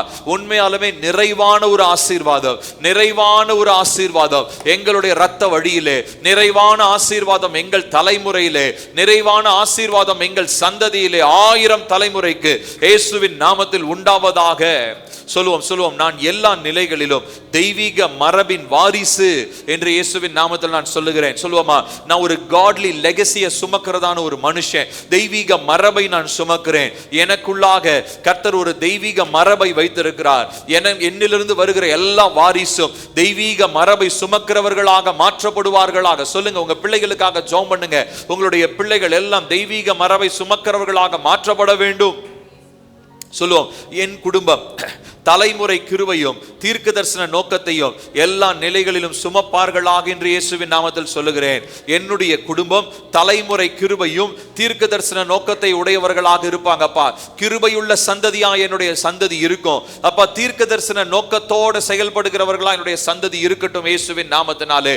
இதுவரைக்கும் கர்த்தாவே, அவங்க என்னுடைய சந்ததியிலே அந்த குழப்பத்தோட கவலையோட அப்பா நோக்கமே இல்லாம இருந்ததான எல்லா நிலைப்பாடும் மாறி இனி என்னுடைய தலைமுறையில வருகிற எல்லா மக்களும் நோக்கத்தோட கர்த்தாவே தேவன் வச்சிருக்கிற கிருபையிலே நிலை நிற்கிறவர்களாக என் குடும்பத்தார் இருப்பார்களாக என்று சொல்லி ஜெபிக்கிறேன். சொல்லுவோம், நாங்கள் நகரிலும் வெளிகளிலும் எல்லா நிலைகளிலும் ஆசீர்வதிக்கப்பட்டவர்கள். சொல்லுங்க கர்த்தாவே, நானும் என் குடும்பமும் எல்லா நிலைகளிலும் ஆசீர்வதிக்கப்பட்டவர்களாய் இருப்போம். நானும் என்னுடைய தலைமுறையும் தலைமுறையாய் இயேசுவின் நாமத்தின் மகிமைக்காக நாங்கள் ஆசீர்வதிக்கப்பட்டவர்களாக நகரிலும் சரி, வீட்டிலும் சரி, வெளியிலும் சரி, எல்லா நிலைகளிலும் நாங்கள் ஆசீர்வதிக்கப்பட்டவர்களாக எங்களுடைய தலைமுறை, எங்கள் குடும்பத்தினர் இருப்பார்களாக. ஆமென். சொல்லுவோம், என் இரத்த வம்சத்தில் உறங்கி கிடந்த ஒவ்வொரு அபிஷேகத்தையும் தாளந்துகளையும் வரங்களையும் இயேசுவின் நாமத்தினாலே செயல்படுத்தப்படுவதாக. சொல்லுங்க என்னுடைய இரத்த வம்சத்தில் உறங்கி கிடக்கிற அபிஷேகம், தாளந்துகள், வரங்கள் இயேசுவின் நாமத்தினாலே அனல் மூட்டி எழுப்பப்படுவதாக. கர்த்தாவே, ஒருவேளை 2-3 தலைமுறை அது காணாம போனதா இருக்கலாம். 2-3 தலைமுறை அந்த அபிஷேகம், வரங்கள், தாளந்துகள்லாம் எங்கேயாவது புதைந்து போயிருக்கலாம். ஆனால் இப்பொழுதே மறைந்திருக்கிறவைகள் எல்லாம் இயேசுவின் நாமத்தினாலே அவை எல்லாம் வெளிப்படுவதாக. உறங்கி கொண்டிருக்கிறவைகள் எல்லாம் இப்பொழுது எழுப்பப்படுவதாக. தேவனுடைய நாம மகிமைக்காக, இயேசுவின் ராஜ்யத்தின் விரிவாக்கத்திற்காக அவையெல்லாம் இப்பொழுதே துரிதப்படுத்தப்படுவதாக என்று சொல்லி நான் ஜெபிக்கிறேன். சொல்லுவோம், என் பிள்ளைகள் செல்வங்களை மட்டுமல்ல அபிஷேகத்தையும் தாளந்துகளையும் வரங்களையும் சுதந்தரிப்பார்களாக. சொல்லுங்க நிறைய பேருக்கு அவங்க பிள்ளைங்க நல்லா சம்பாதிச்சா போதும் நினைக்கிறாங்க. கிடையாது. வெறும் பணம் மாத்திரமே இந்த உலகத்துல அடிப்படையானது கிடையாது. பணம் தேவைதான், ஆனா அது அடிப்படை கிடையாது. அதனால சொல்லுவோம், கர்த்தாவே, என் பிள்ளைங்க வெறும் பணத்தை சம்பாதிக்கிறவங்களா மாத்திரம் இருக்கக்கூடாதப்பா.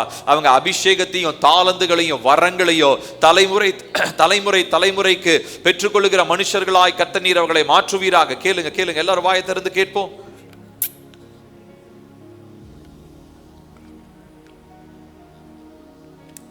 அப்பா, என்னுடைய பிள்ளைகள் செல்வங்களை மட்டும் அல்ல அப்பா, அபிஷேகத்தையும் தாளந்துகளையும் வரங்களையும் எல்லா நிலைகளிலும் சுதந்திரிப்பார்களாக. ஆமென் ஆமென் ஆமென். சொல்லுவோம், அடுத்ததாக மறைக்கப்பட்டவைகள் எல்லாம் இப்போது நினைவு கூறப்பட்டு எல்லா நிலைகளிலும் இயேசுவின் நாமத்தில் மீட்டெடுக்கப்படுவதாக. அப்பா, எதெல்லாம் மறந்து போயிட்டோம், ஒரு சில ஸ்கில்ஸ், ஒரு சில ட்ரேடிங்ஸ், ஒரு சில அந்த ட்ரேட்ஸ்லாம் ஒரு நம்முடைய ரத்த வழியில மறந்து போனதாக இருக்கலாம். ஆனா சொல்லுங்க, கர்த்தாவே, என்னுடைய ரத்த வழியில, என்னுடைய டிஎன்ஏல மறைஞ்சிருக்கிற அந்த நற்காரியங்கள், இந்த தாளந்துகள், வரங்கள் ஏதாவது மறந்து போயிருக்கும் அப்படின்னா அதெல்லாம் இப்பொழுதே இயேசுவின் நாமத்தினாலே நினைவுக்கு வர வரட்டும், நினைவுக்கு வரட்டும், நினைவுக்கு வரட்டும். இயேசுவின் நாமத்தினாலே என்னுடைய தலைமுறையிலே மறக்கப்பட்டவைகள் எல்லாம் நினைவு கூறப்பட்டு தலைமுறை தலைமுறை தோறும் இயேசு ராஜாவுடைய மகிமைக்காக, பரலோக ராஜ்யத்தின் விரிவாக்கத்திற்காக அவைகள் எல்லாம் செயல்படுவதாக என்று சொல்லி நான் இயேசுவின் நாமத்தில் ஜெபிக்கிறேன். சொல்லுவோம். உடன்படிக்கையால் முத்திரையிடப்பட்டு அக்கினியினால் பாதுகாக்கப்படுகிற தெய்வீக மரபு இயேசுவின் நாமத்தினாலே எனக்கு உண்டாவதாக. சொல்லுவோமா? கர்த்தாவே, உங்களுடைய உடன்படிக்கையினாலே, அந்த புதிய உடன்படிக்கையினாலே முத்திரையிடப்பட்டு அக்கினியினால், பரலோக அக்கினியினால் பாதுகாக்கப்படுகிற ஒரு காட்லி லெகசி, ஒரு தெய்வீக மரபு எங்கள் குடும்பத்திலே உண்டாவதாக. சொல்லுங்க சொல்லுங்க. நம்மளும் நம்மளுடைய தலைமுறையோ சாதாரணமானவர்கள் அல்ல. நம்ம சாதாரணமானவர்கள் அல்ல. உலகத்தின் பார்வையிலையும் பொருளாதார நிலையிலையும் நம்ம ரொம்ப சாதாரணமானவங்களா இருக்கலாம். ஆனா கர்த்தருடைய பார்வையிலே நம்ம தெய்வீக மரபை சுமக்கிறவர்களாக இருக்கிறோம். We are carriers of godly legacy. We are heirs of God. தேவனுடைய சுதந்திரவாளிகளாக இருக்கிறோம். ஆகையால் இந்த நாள்ல நம்ம சொல்லி ஜெபிப்போம். கர்த்தாவே, அப்பா, புதிய உடன்படிக்கையினாலே நீங்க முத்திரையிட்டு அக்கினியினால் பாதுகாக்கிற ஒரு தெய்வீக மரபு இயேசுவின் நாமத்தினால் என்னுடைய சந்ததி சுமப்பார்களாக, என்னுடைய குடும்பத்தினர் சுமப்பார்களாக, என்னுடைய தலைமுறை தலைமுறையாய் நாங்கள் தேவனுடைய மரபை சுமப்பவர்களாக இருக்கிறோம் என்று சொல்லுகிறோம்ப்பா. அப்பா, இந்த நாளில் இவ்விதமாய் நீர் எங்களோடு பேசினதற்காக உமக்கு ஸ்தோத்திரம். எங்களுடைய தலைமுறையில், எங்களுடைய இரத்த வழியிலே மறைந்திருக்கிற இந்த அபிஷேகம், வரங்கள், தாளந்துகள், கிருபைகள், என்னென்னலாம் மறைந்திருக்கிறதோ அது எல்லாவற்றையும் கர்த்தர் அனல் மூட்டி எழுப்ப உதவி செய்யும். இரத்த வழியாய் மாத்திரமல்ல, ஆவிக்குரிய நிலையிலும் நாங்கள் நிறைய அபிஷேகங்களை பெற்றுக்கொள்கிறோம். எப்படி எலியாவோடு இருந்த அந்த அபிஷேகத்தை பெற்றுக்கொண்டார். இரத்த வழியில தொடர்பு இல்லைனாலும் அவர் தேவ பிரசன்னத்தில் இருந்த அந்த மனுஷனோடு நெருங்கி இருந்து அந்த அபிஷேகத்தை பெற்றுக்கொண்டார். அதே போல நாங்களும் இரத்த வழியில் மாத்திரமல்ல, ஆவிக்குரிய நல்ல ஐக்கியத்தோட, ஆவிக்குரிய நல்ல ஊழியர்களோட, ஆவிக்குரிய நல்ல ஊழியக்காரர்களோடு நெருங்கி நாங்களும் எலியாவினிடத்திலிருந்து எலிசா அந்த அபிஷேகத்தை பெற்றுக்கொண்டது போல நாங்களும் அந்த மேண்டில்ஸ், அந்த அபிஷேகங்களை பெற்றுக்கொள்ள எங்களுக்கு உதவி செய்யும். இரத்த வழியாகவும் சரி, ஆவிக்குரிய விதத்திலும் சரி, தேவனுடைய நாம மகிமைக்காக, பரலோக ராஜ்யத்தின் விரிவாக்கத்திற்காக கர்த்தர் என்ன ஆசீர்வாதங்களை எங்களுக்கு கொடுக்க சித்தம் உள்ளவராய் இருக்கிறீரோ, என்ன நன்மைகளையும் என்ன மேன்மைகளையும் என்ன அப்பா அந்த வரங்கள், தாளந்துகள், அபிஷேகத்தையும் கொடுக்க கர்த்தர் சித்தமுள்ளவராய் இருக்கிறீரோ அதை கர்த்தர் எங்களுக்கு கொடும். அதை அப்பா எங்களுக்குள்ளாக அனல் மூட்டி எழுப்பும். இனி ஒருபோதும் எங்களுடைய தலைமுறையிலே அவை எல்லாம் அமைதலாக இருக்க போவது இல்லை. அவைகள், அந்த தாளந்துகள், வரங்கள் இனிமே எங்களுடைய தலைமுறையிலே உறங்கி கொண்டிருக்க போவது இல்லை. நாங்கள் தேவ நாம மகிமைக்காக நாங்களும் எங்களுடைய தலைமுறையும் எங்களுடைய சந்ததியும் எழும்பி பிரகாசிப்போம் என்று சொல்லி நாங்கள் ஜெபிக்கிறோம். இந்த நாளில் எங்களோடு நீர் பேசினதற்காக ஸ்தோத்திரம். இன்னும் மீதமாய் இருக்கிற அந்த மற்ற 3 நாட்களில் இன்னும் ஆழமாய் மேற்கொண்டு நாங்கள் இந்த இரத்த வழி சீரமைப்பில் நாங்கள் எவ்விதமாய் நாங்கள் காத்திருந்து ஜெபிக்கணும், எவ்விதமாய் ஆசீர்வாதத்தை பெற்றுக்கொள்ள வேண்டும் என்பதை கர்த்தர் எங்களுக்கு கற்றுத்தாரும், போதித்தள்ளும். இந்த இரவு வேளையிலே சொப்பனங்கள், தரிசனங்கள் மூலமாக இவருடைய பிள்ளைகளோடு கர்த்தர் பேசுங்க. மறைபொருள்களை கர்த்தர் வெளிப்படுத்துங்க. சாபங்கள், இந்த தீமைகள் எல்லாம் கர்த்தர் வெளிப்படுத்துகிற மாதிரியே மறைந்திருக்கிற நன்மையான காரியங்களையும் கர்த்தர் வெளிப்படுத்துங்கப்பா. அதை நாங்கள் அனல் மூட்டி எழுப்ப உங்க மகிமைக்காக வாழ உதவி செய்யும். துதி, கன, மகிமையெல்லாம் இயேசுராஜா ஒருவருக்கே செலுத்துகிறோம். இயேசுவின் நாமத்தில் கேட்கிறோம் நல்ல பிதாவே, ஆமென். என் ஆத்துமாவே கர்த்தரை ஸ்தோத்திரி, என் முழுவதுமே அவருடைய பரிசுத்த நாமத்தை ஸ்தோத்திரி. என் ஆத்துமாவே கர்த்தரை ஸ்தோத்திரி, கர்த்தர் செய்த சகல உபகாரங்களையும் மறவாதே. Amen, amen. Praise the lord. கர்த்தர் நம்மை ஆசீர்வதிப்பார். God bless you.